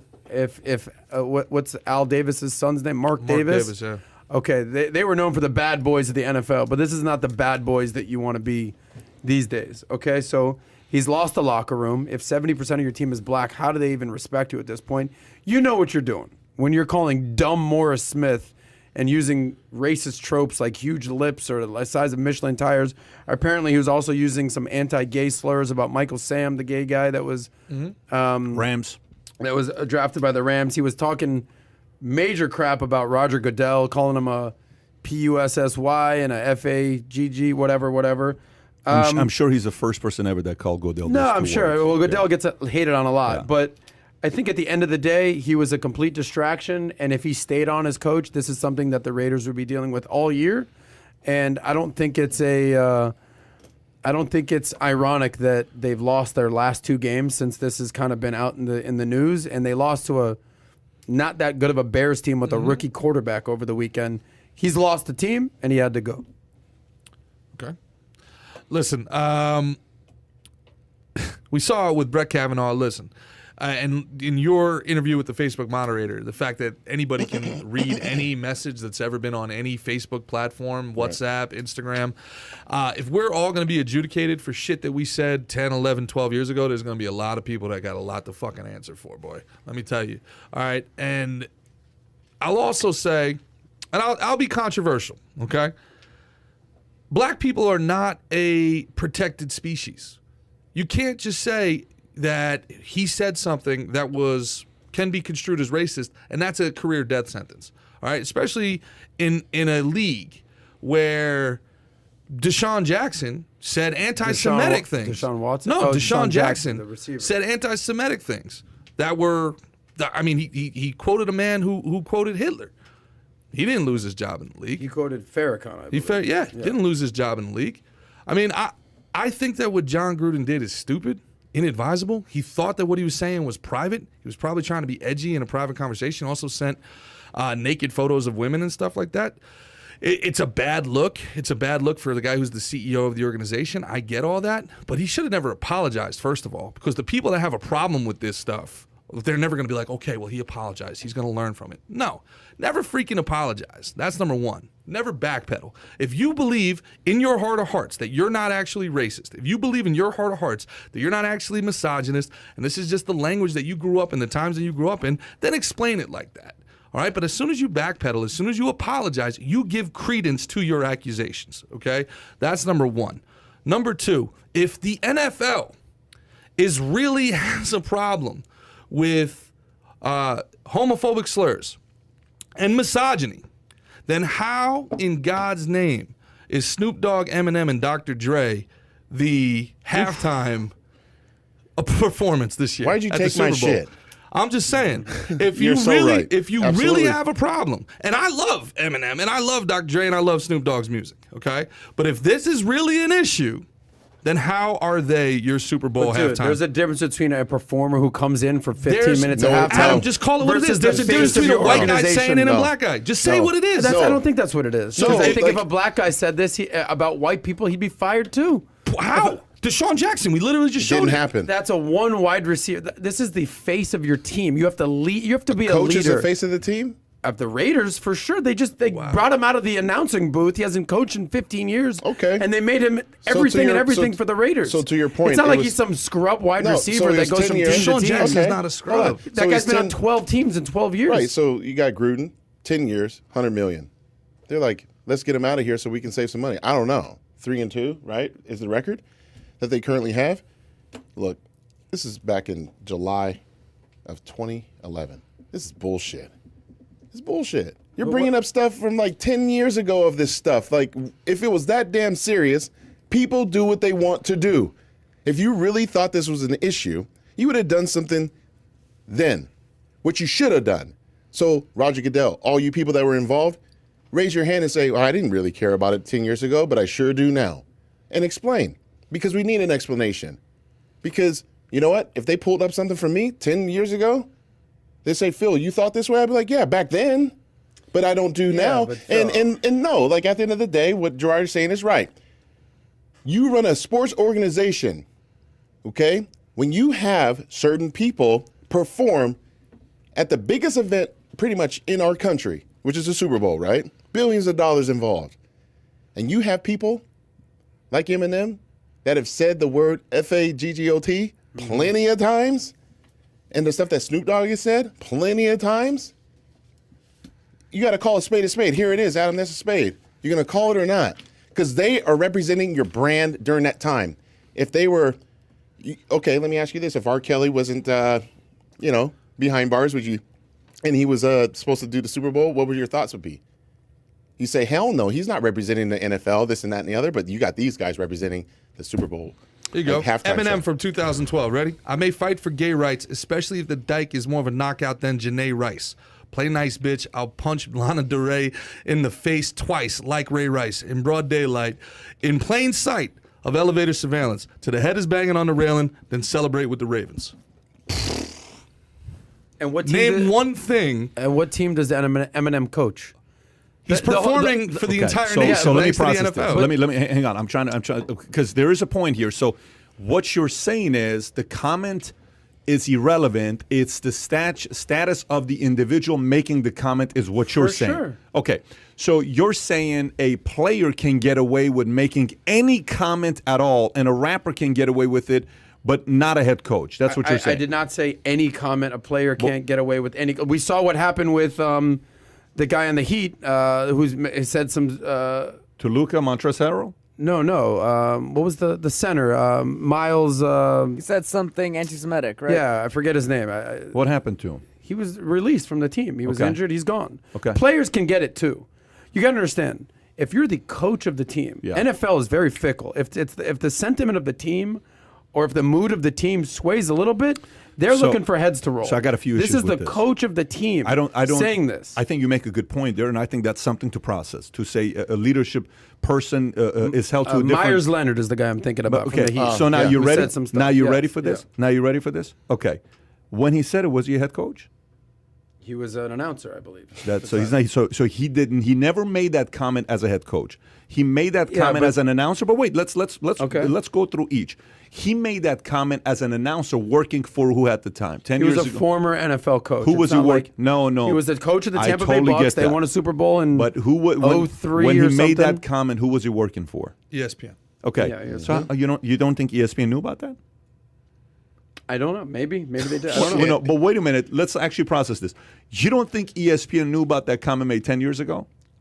I don't know. Okay. I don't want to So speculate let's- and say yes or no. Let's I don't just know. It was an speculate. email. Are you leaning more towards yes or no? I literally don't know what ESPN But if knew you or were to didn't play know. odds, Vegas, gambling, are you leaning towards yes or no? I'm not. What do you I don't think? even You know. think ESPN knew? No. Okay, you think ESPN knew? I don't think so. Just because, I mean, where was the data located off of someone's server or something Yeah, like that? this It's is an email. This is a coming data out, leak, this right? is coming out because of sexual harassment allegations within the Washington football team. They've been. So you mean to tell me Smith, the guy he sent the executive the email to, you think he's kept it a secret for 10 years? But he didn't He send sent it it to to Bruce him, Allen. though. He sent it to Bruce Allen. And he's kept it a secret for 10 years? Maybe not. Okay, I'm not convinced ESPN didn't know. I'm You think convinced, ESPN knew? I'm 55% they knew, and I'm convinced ESPN's kind of like, look, guys, this cannot be tarnishing ESPN. We are a clean image. There's no way this can come out. Now he's a head coach of the Raiders, $100 million contract, $60 million guarantee, all this other stuff. Screw it. You know, let's now bring it out because there's other stuff coming in. Throw that email in there as well. Okay, cool. So people hang on to stuff for a long time, by the way. Just so you know, this isn't the first time that somebody's hang on to an email with somebody. You push a little bit too much, and he made some bad comments about Biden and He's Obama. created some enemies, Let's you're not. Can you go pull up what comments he made about Obama and Biden? But I'm going to go to a different angle here. Yeah. I'm going to go to a different. So that's one area. I understand the coach thing. When you're a coach, you have to be careful with the words what you're saying. Let me go to the next part. Especially when 70% of your players, if not more, are black. When he made the comment, he worked for ESPN. ESPN should have fired him if they knew about It's this. important to mention this, though, and I do believe him when he says this, because in the email, he praised Gene Upshaw, who is black. If he really meant DeMaurice Smith Biden. as this was like a racial Obama trope, and Biden. He claims he meant I it said as that 3 lying. times. This guy's lying, right? And in the context of fired. the context of the rest of the Freaking guy. email, it makes sense. Listen, He's talking about him as a le- liar. I have to state one fact here. How old do you think Jon Gruden is? 53, Kai, do you want me to do it? 54? He's 58 years old. 58. So these emails that came out 7-10 years ago, he's a 50-year-old man. Okay? Making these dumbass comments. Talking to his So, friend.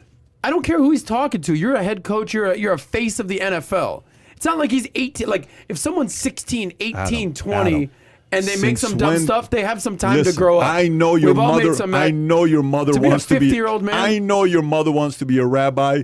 Let me tell you, bro. You're 40 years old. You ain't no rabbi, dog. I listen I'm to not what. saying I'm a rabbi. You're a 40-year-old making some weird comments when we're off camera. Yeah. Let's not like I'll act say like- it on camera. I No, don't but give a you shit. no. There are some stuff that you say off camera that you would never say I on probably camera. say worse stuff on camera than off I camera. disagree. got But no- let me go to my next point. Okay, fine. You're saying he was 50 years old.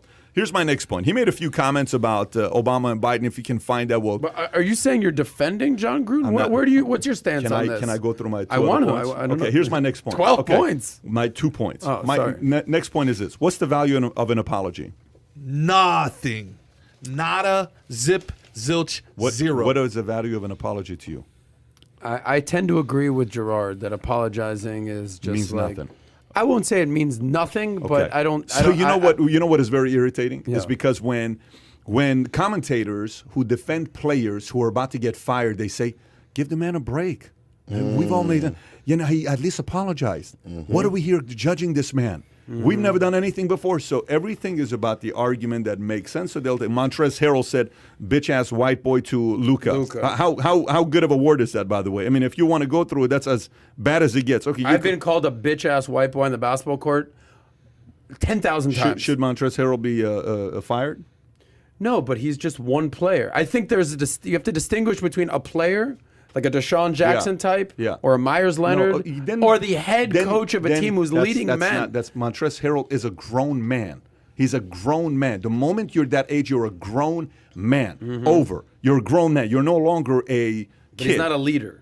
He's a leader for his community. player. No, that's not how this works. You can't change standards on different people, bro. I'm not. What am I? What A have I standard changed? for a coach and a player is the same thing. What standard? Oh, do you no, have? I totally disagree. Okay, so that's on you, though. By the You way, could be when you Gruden, could have zero standards as a player. Then it has nothing to do with the comment. So you're saying Then LeBron the James is not the Now, leader? you're going to say the best player of all time, other than Michael Jordan, is yes, he's a leader. The 12th over the man, coach, right? Yes. the 12th man. That's like What the Montrezl 12th Harrell man on the did- bench is not a leader. Pat, it's very clear. All right, and Adam, you've won me over. It's very, very clear that what Montrezl Harrell did was mostly peaceful, whereas these emails are clearly an insurgency into, something that. Yeah, I don't know. Gerard's got to go conspiracy theorist. If you're gonna Okay, well lead played. men, you need to set an example. Okay, Gruden reportedly aimed homophobic slurs at Goodell in several instances, as well as using the offensive language to describe NFL owners, coaches, and media. Even Barack Obama and Joe Biden were reportedly mentioned in Gruden's email, with Gruden ripping Obama during his 2012 Why are you re-election booing me? campaign and I'm right. referring to Biden as a nervous, clueless. What would those other 4 letters after PB? I don't know. But anyways, we Pixie. can. Yeah, Pixie. Yeah. Pixie. So look, all I'm slow? saying is if you're gonna put the standards of words, it's got to be across the board. I disagree. Oh yeah, you're good. You have the Dude, right to disagree that's with it. fine. But if you're gonna say a word is that offensive to a sport, stay consistent. Roger Goodell. I am show us a sick. level of So consistency. any player that says something, you're cut. You're what gone. I'm trying to. I don't think you should. Mm-hmm. I don't think you should cut the guy. I think when you're in that environment, I don't think you should. Okay, coaches. Are most coaches like very proper 21 no, kind no, of no, coaches? no. How are coaches? Loud mouth, crazy. You know who's scared right foul now? mouth? You know who's scared right now? All The coaches? Ryan coach. Who's the Ryan coach from Rex the Jets? Ryan? Rex Yeah. Ryan's got to worry right now. You know who else has got to worry? 90% of these guys got to worry right now of what they've said. So what are you going to do? Everybody, you know what just happened in the last 24 hours? In the last 24 hours, probably 7 million emails have been deleted in the NFL. Oh my God. Shred it all. Dude, Everybody had a meeting and said, delete everything. Pat, I was an all-state linebacker my senior year, and my coach called me baloney tits every day in practice. All right, so like, come on, I call you that every day here. That's What's why the I like difference? you, Did they dude. fire the guy or no? No, I'm offended for saying Dude, that. But Let's go find the guy. I gotta tell you, man, and again, this is controversial. So- I really don't care. I'm sick of people treating black people like they have no agency. I'm sick of it. Like, oh God, how could he possibly have said something so horrible? What happens Dude, if he used the N word? But he Fired? didn't. But But he did, I'm though. asking you an example. Okay, if he did if that- he did, fireable.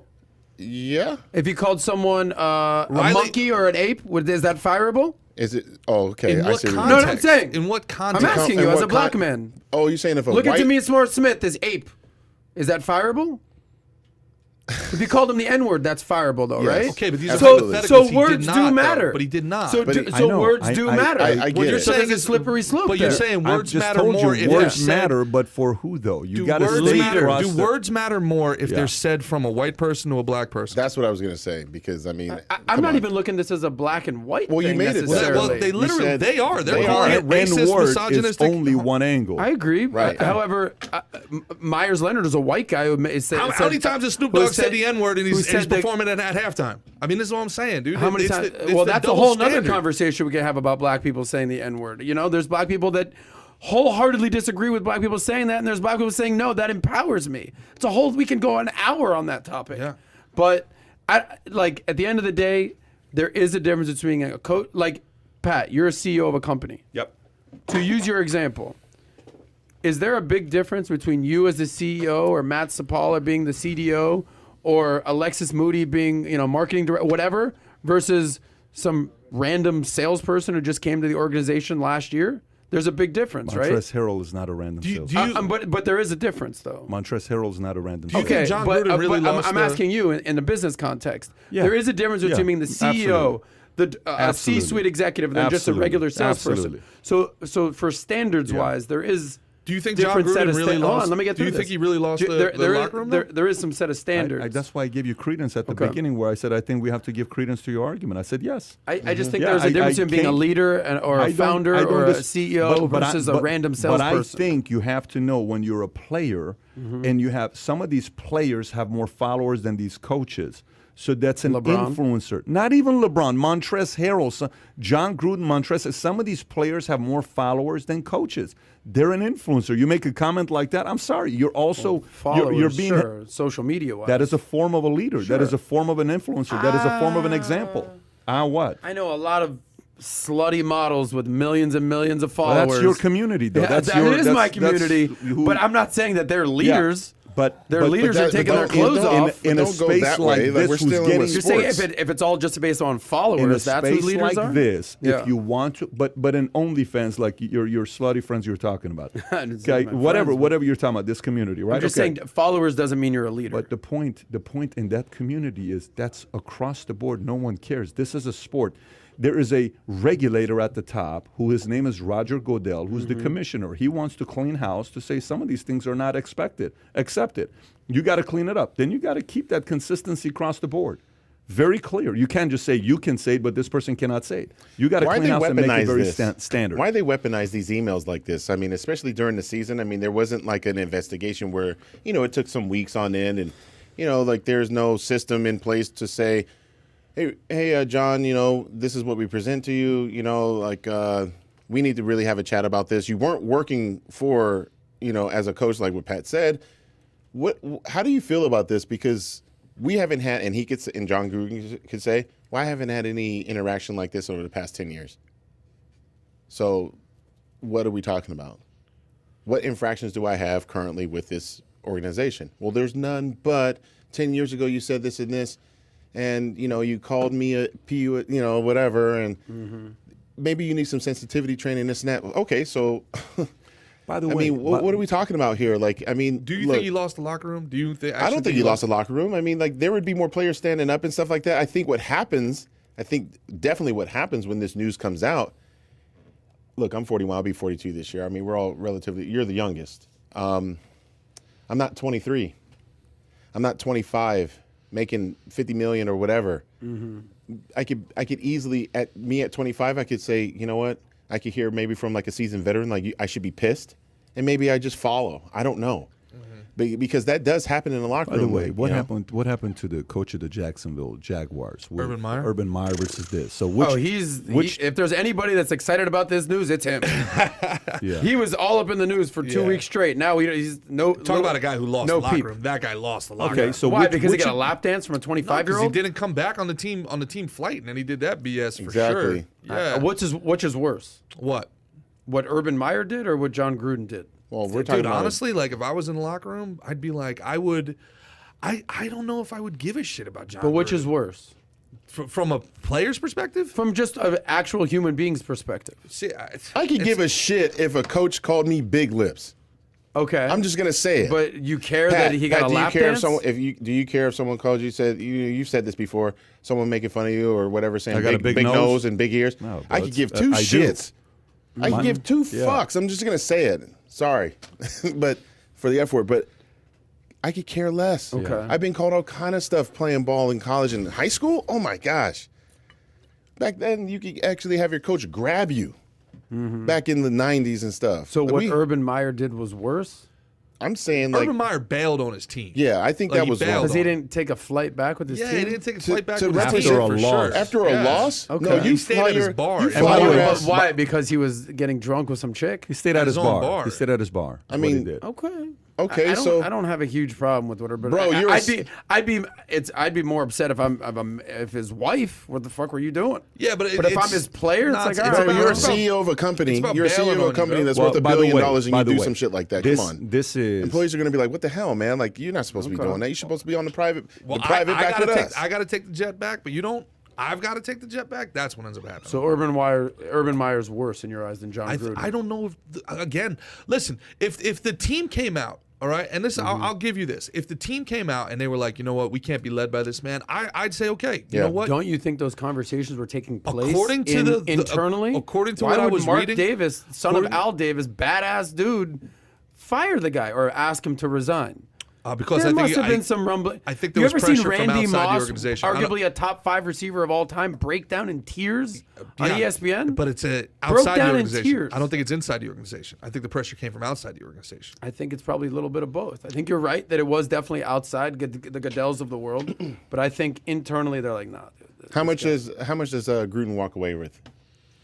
Is it depends on how much was guaranteed, right? $60 million, right? Whatever. Like that's the whole thing. And if there's any sport that is very cruel to you, You pointy nose is- motherfucker! Give me my $60 million. Yeah, exactly. I'll take it. Does Gruden come back? Call me whatever you want, bro. Does Gruden come back? Don't worry, Call I'll me bridge whatever you want. Don't worry, bro. I got you. I'll bridge you up. Call me pointy all you want. Right. You know what I'm saying? Man, this is crazy. Anyway. We live in a crazy world, man. Can you imagine how Milk and Toast every email from now on and through the end of history is going to be? Bro, I have. But yeah. what? I guess here's a different question. What's a what statute of limitation? So if you did it last year, that's wrong. Obviously, last year you did it. Pre-pandemic, 2 years ago. That's still relatively recent. That's wrong. But 5 years ago, is that?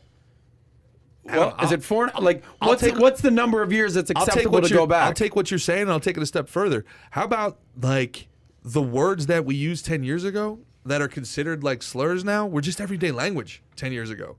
Like you talked about the F Facts. word. Like Yep. we use that word all the time. That F-A-double-G word, and it had nothing to do with being gay. It just meant like you were like you were a wimp. I think that You know what I'm saying? I think Like- just the 3-letter word of that was very used. Nonstop. The 6-letter word, not as much. You have no You idea. used that word before? which word? That's it. Get out. That's it. Get Next out. You subject. used the Next 3-letter The 3-letter word. Yeah, I've used it. You used that before? I've used it.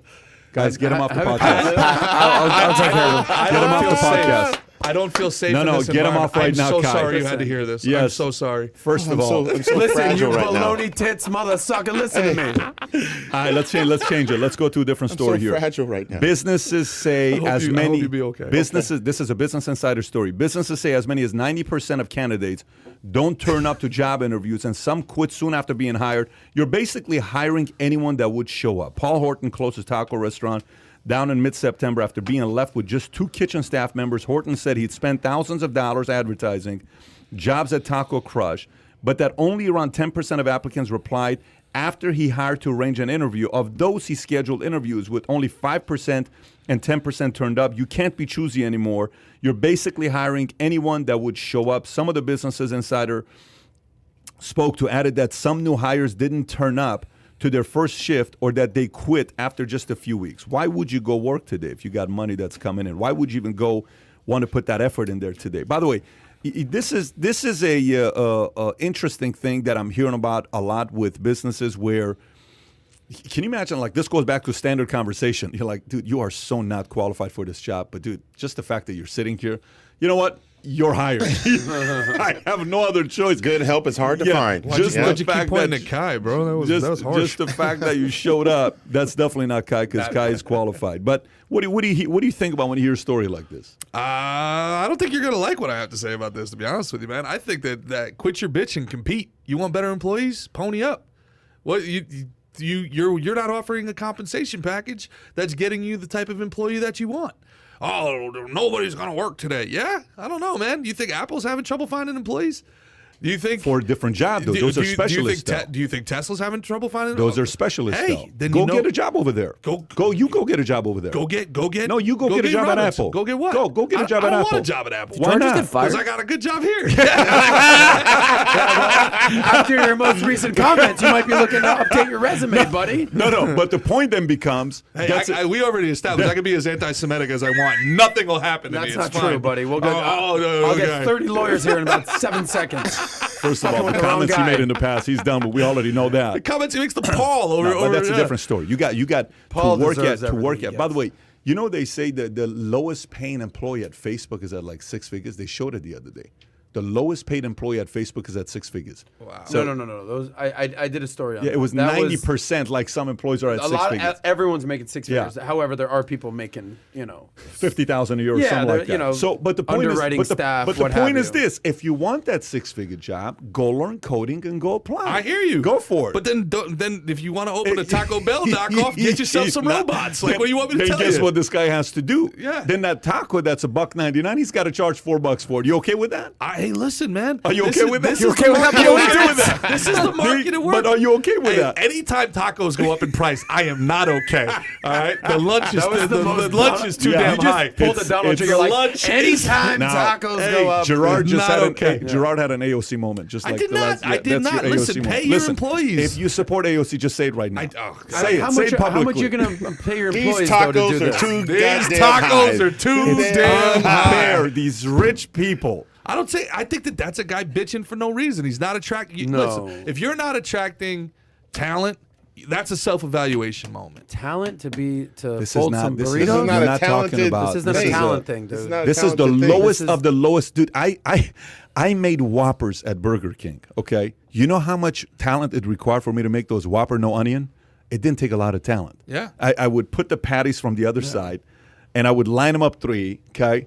And it would fall off. My patties would always break. So if you ever had patties that were broken on Whopper, I'm a big part. I couldn't get these guys. Fully Because it would qualified. Takes no fully talent, he qualified. says. Takes and no then talent. I would try to like put them pieces together like I'm playing this puzzle game. And then they would say no onions. I would forget I would put onions. And you're like taking a bite, there's onions, right? And all this other stuff. But anyways, that was my job. Yeah. I didn't need a 4-year or 2-year degree. Well, Sure. you should pay me more than whatever I was making at the time. Maybe people feel like an hour of their life is not worth $7. Then guess what? You know what the business owner has to do? Then this Whopper is not worth $1.99. It's worth Okay. $3.99. And you got to pay for it. But this is the market. You know, though, isn't there's it? this thing called capitalism. I hear you. And the math, because there's only 100 pennies in a dollar. The capitalism. Yeah. I love capitalism, Yeah. but there's land, labor, and capital. There's Sure. 3 different sides Sure, of it. of course. Labor doesn't have to always take it on the chin here. They do not. And they do not take it on the chin all the time. so if labor's telling you I don't want to do your job, for this guy this needs position, to reevaluate. this is not a specialized position. I hear you, though. but So what's he? so, He's not so then, offering. so then what you're suggesting is a $15 minimum wage. Maybe what I'm suggesting is that this guy, Yeah. all right, should go out of business. Is what I'm suggesting. If he can't attract people, all right, and there's Taco not, Crush? and he doesn't, and he doesn't have the clientele. No. Bro, Right? do you know what pain these...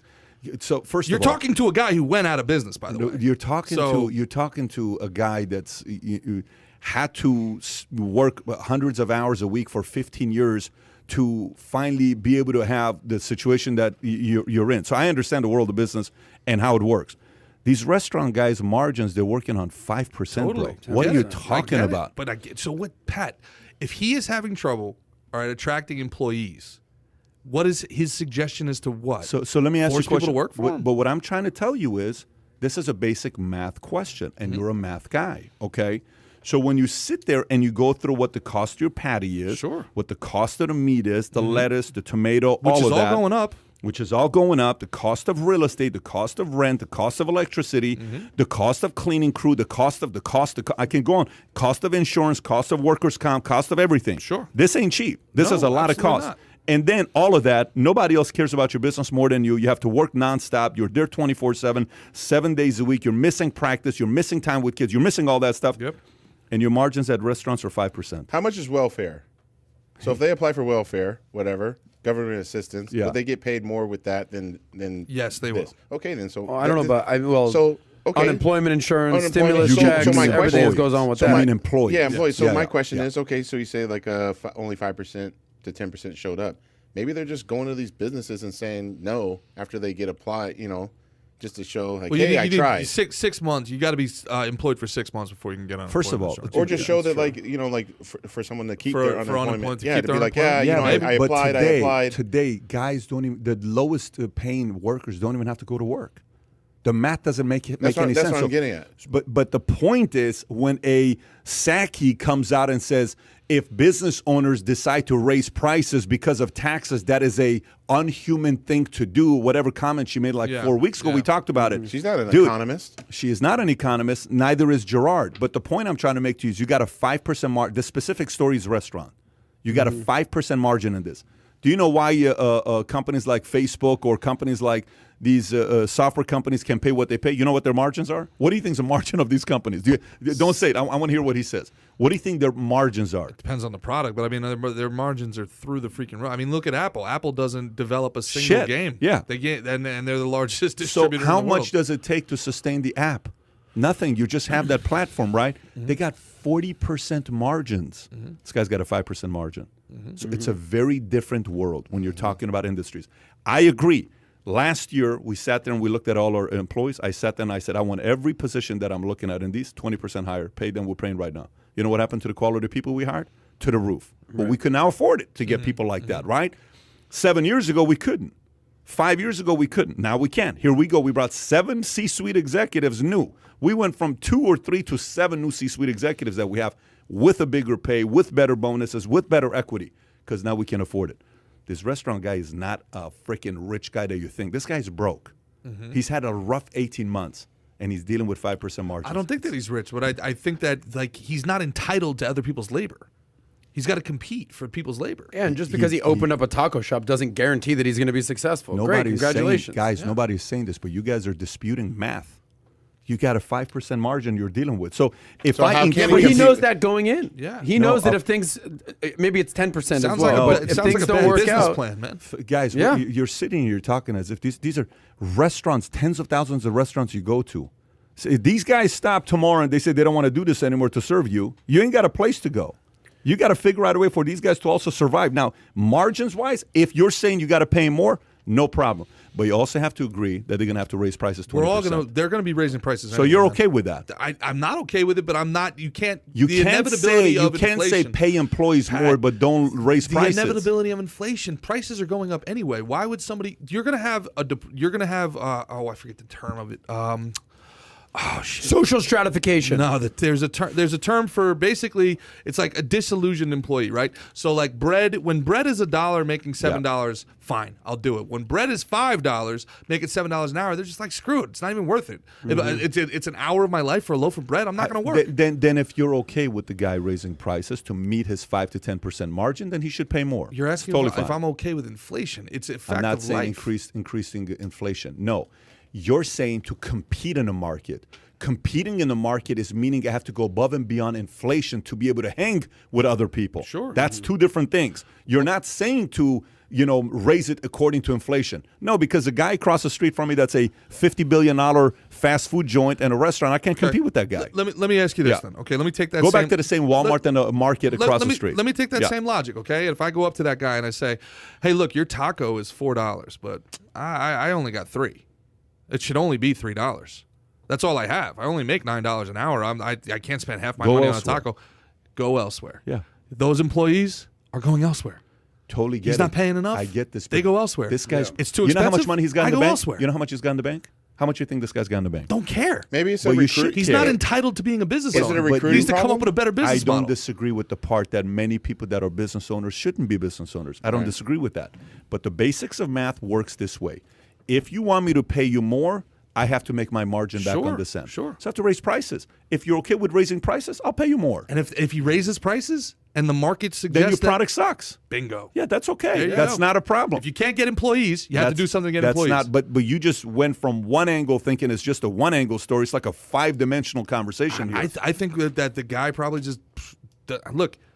My thing is this, man. Nobody is entitled to. I'm not entitled to that man's tacos. He's not entitled to this man's labor. Do you know how? You're not entitled to anybody else's anything. Do you know what percentage? Do you know how many people work in a restaurant business in America pre-COVID? You know what that number is? I would bet 40 it's million pretty high. people. I would bet it's pretty high. 40 man. million people. Yeah, You know, over 10% of the you know, population. you know how many of them don't have a job? You know how many people in New York right now are getting crushed because they don't have the cash to survive? You know how many people are getting destroyed because they can't get people to come back to work? So they're like, dude, I don't even know what to do. Hey, honey, can you come and work with me? It's not because their product sucks. The climate sucks. Mm-hmm. This is not the small business owner's fault here to say, screw you, get the hell out of here. Right. I'm in the sales business, right? My sales guys that go through certain things. You have to understand the challenges they're facing at times. When we first had the COVID, I'm like, hey, you suck. Here's what you got. I'm telling you about. It's not how this thing works. That's how innovation works, though, Pat. Is he offering right. equity? And Is he we- offering and paid days off? What's he offering? If he can't offer more money, what's he offering Sometimes to when you're, entice people? When you're small, you don't have a lot to offer. That's why it's called small business owner. 49% of Americans work for a small business I owner. love small business owners. Yeah. This guy sounds like a bad business It's owner. not one guy, though. Well, We're not talking about one guy. It's plenty of guys Let that me are say, going through this. Pat said it's whether this guy's got a good business model or bad business model. It's almost irrelevant. It's the climate that we're in. What was it? 2/3 of people were getting paid more to stay home during That's the what I'm saying. pandemic Yeah. than to go to work. So that's Right. part of the climate. Stimulus checks, unemployment That's a insurance. huge You talked issue. about welfare. Huge issue. Yeah. But let me say something. If you're an employee right now, we've talked about the great reset, the great resignation. People are, all right, do I even like this job? Maybe we're seeing left and right. 50% of the workforce is thinking about changing jobs. If you're an employee right now, you talked about paying your staff 20% more. I assume that's at PHP. Now's the time to go get your raise. I think if you're an employee, typically you get a 2 to 3% raise a year. Inflation, Cost of living adjustment. cost of living adjustment, all that. Now, with inflation that's going on right now you should be looking for at least minimum 5%. Okay, minimum. But if you're really good at what you do, you're talking about paying 20% more. Go get your money. The time is now. As usually the power is in the business owner, right, or in the small business. Hey, we create the wages. You come work for us. Now, for whatever reason, call it the climate, call it the pandemic, call it everything that's going on.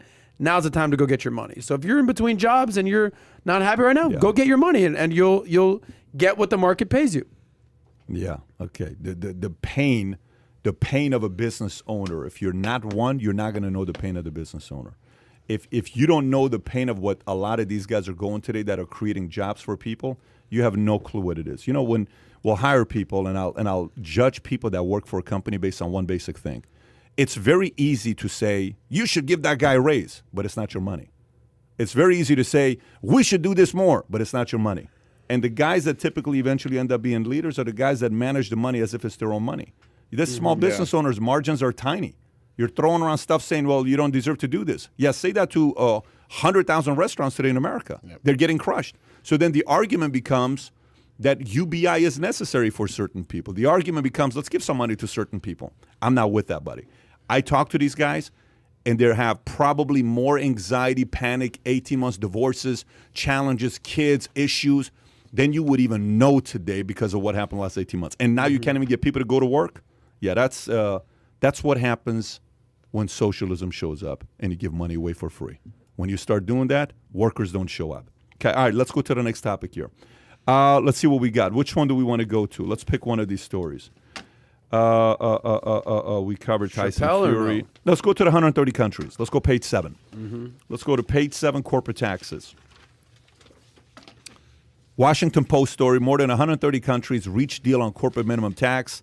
They have agreed on sweeping changes on how big global companies are taxed, including 15% minimum corporate rate designed to deter multinationals from stashing profits in low-tax countries. The deal announced Friday is an attempt to address the ways globalization and digitalization have changed the world economy. The agreement amongst 136 countries representing 90% of the global economy was announced by the Paris based organization for cooperation and economic development, which hosted the talks that led to it. The OECD said that the minimum tax would reap some $150 billion for governments.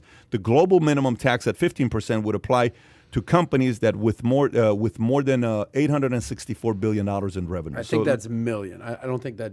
No, that's billion. That's annual. That's worldwide billion. That Okay. is billion, of course.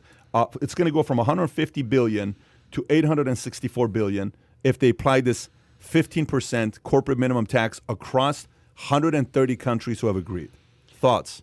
Here's what I want you to do, because I think as the only one who's a full-on business owner, corporate business owner, why don't you give us the good, the bad, the ugly of this? Because you've been pretty opinionated. I don't on think this has to do. I think this has to do more with who doesn't get to compete.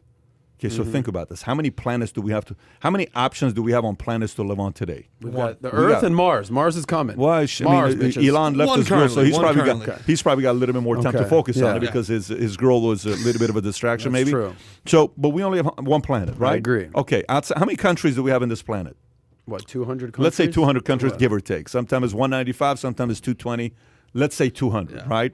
Okay, so if all of these guys all of a sudden agree on the same corporate minimum tax rate, where do you go if you're not happy somewhere? Where do you go? What's your option now? What's your choice now? What do you do now? It's the same. What are the So- countries that aren't signing on to this? I guess that's That's right. And by the way, the one question. country that Apple, Google, what was the one country Ireland. Kai, They're all in Ireland, right? Yeah. Now they were at 12.5%, They're also agreeing, and they to go finally went to 15, right? 15. So why are they so excited about doing this? Ask that question.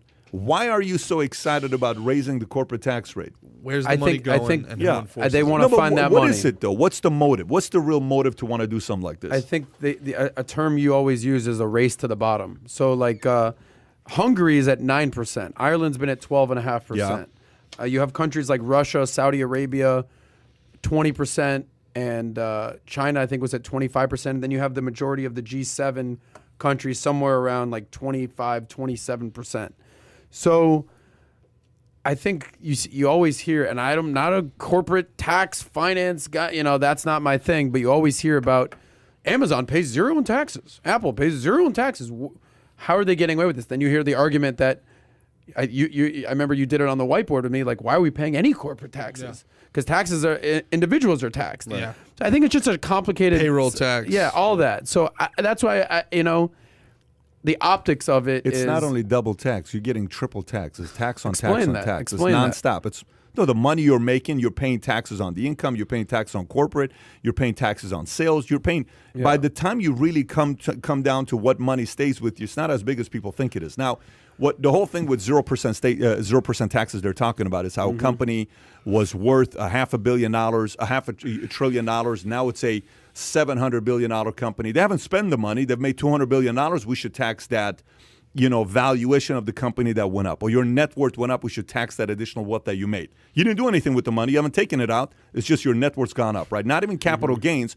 There's not been an exchange yet for the stocks they want to add taxes to that. But I'm asking another question here.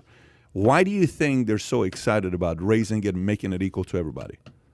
Why are they doing that? What's the motive there? Well, when you want people to stop smoking, you increase the price of cigarettes through taxes. When you want people to stop drinking, you increase the price of vice through taxes. You want people to get off of gas and become carbon neutral, you increase the price. I think that this is something, you talked about the small business owner before.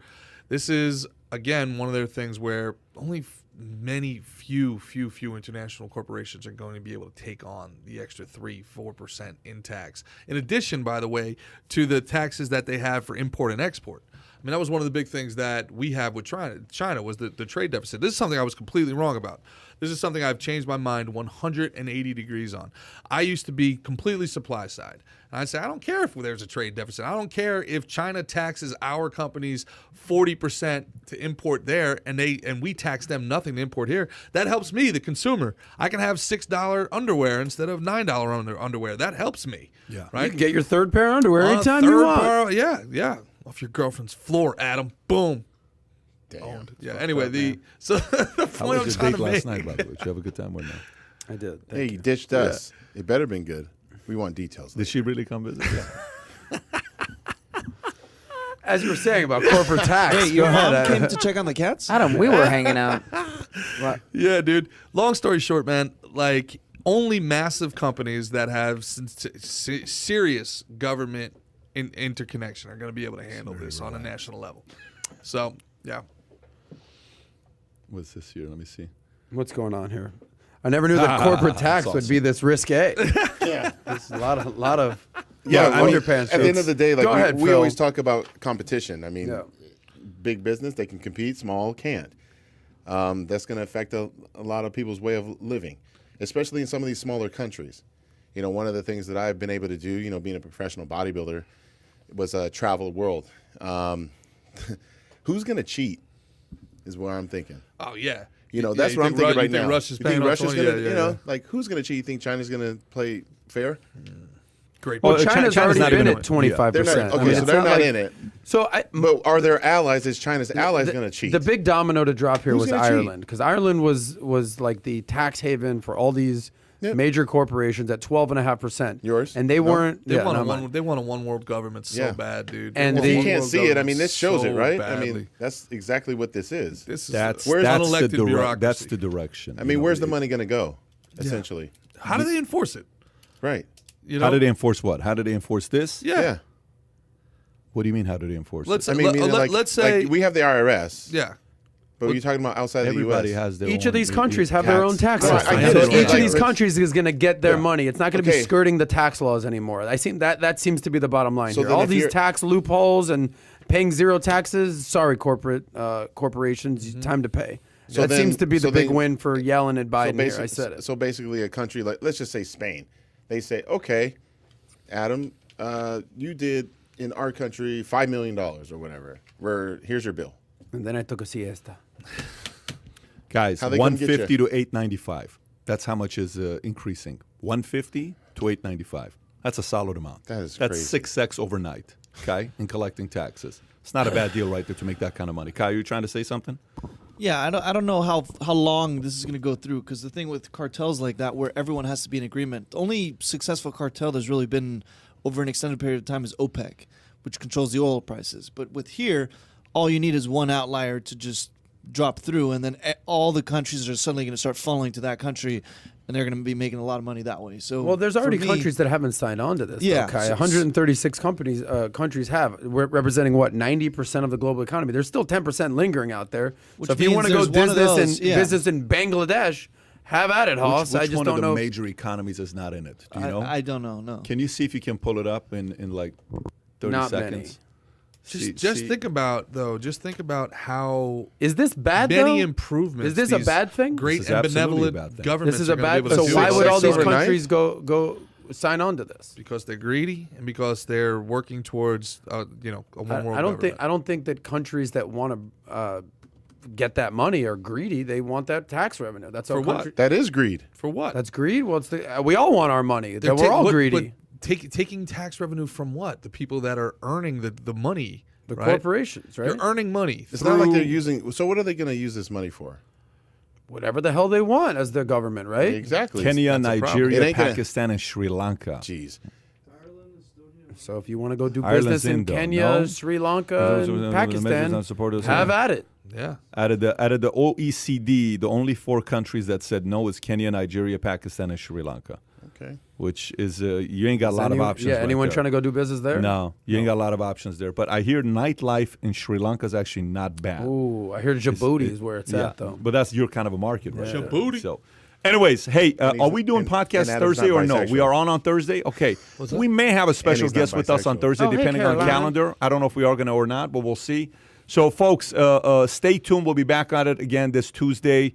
Thursday. This Thursday, same time. If you didn't get a chance to watch, if you're in the bodybuilding world, and if you didn't get a chance to watch Phil Heath's commentary with Gerard and Roy on Mr. Olympia that happened Saturday night, you ought to go watch it. If you're in the bodybuilding community, you may want to go watch it. Kai, let's put the link below, both in the chat section job, Phil. as well as Thank the you. I even tuned description. in. And if you haven't better subscribed to have. Valuetainment Sports and you're that small community who loves sports, go subscribe to Valuetainment Sports. Take care, everybody. Bye-bye, bye-bye, bye-bye.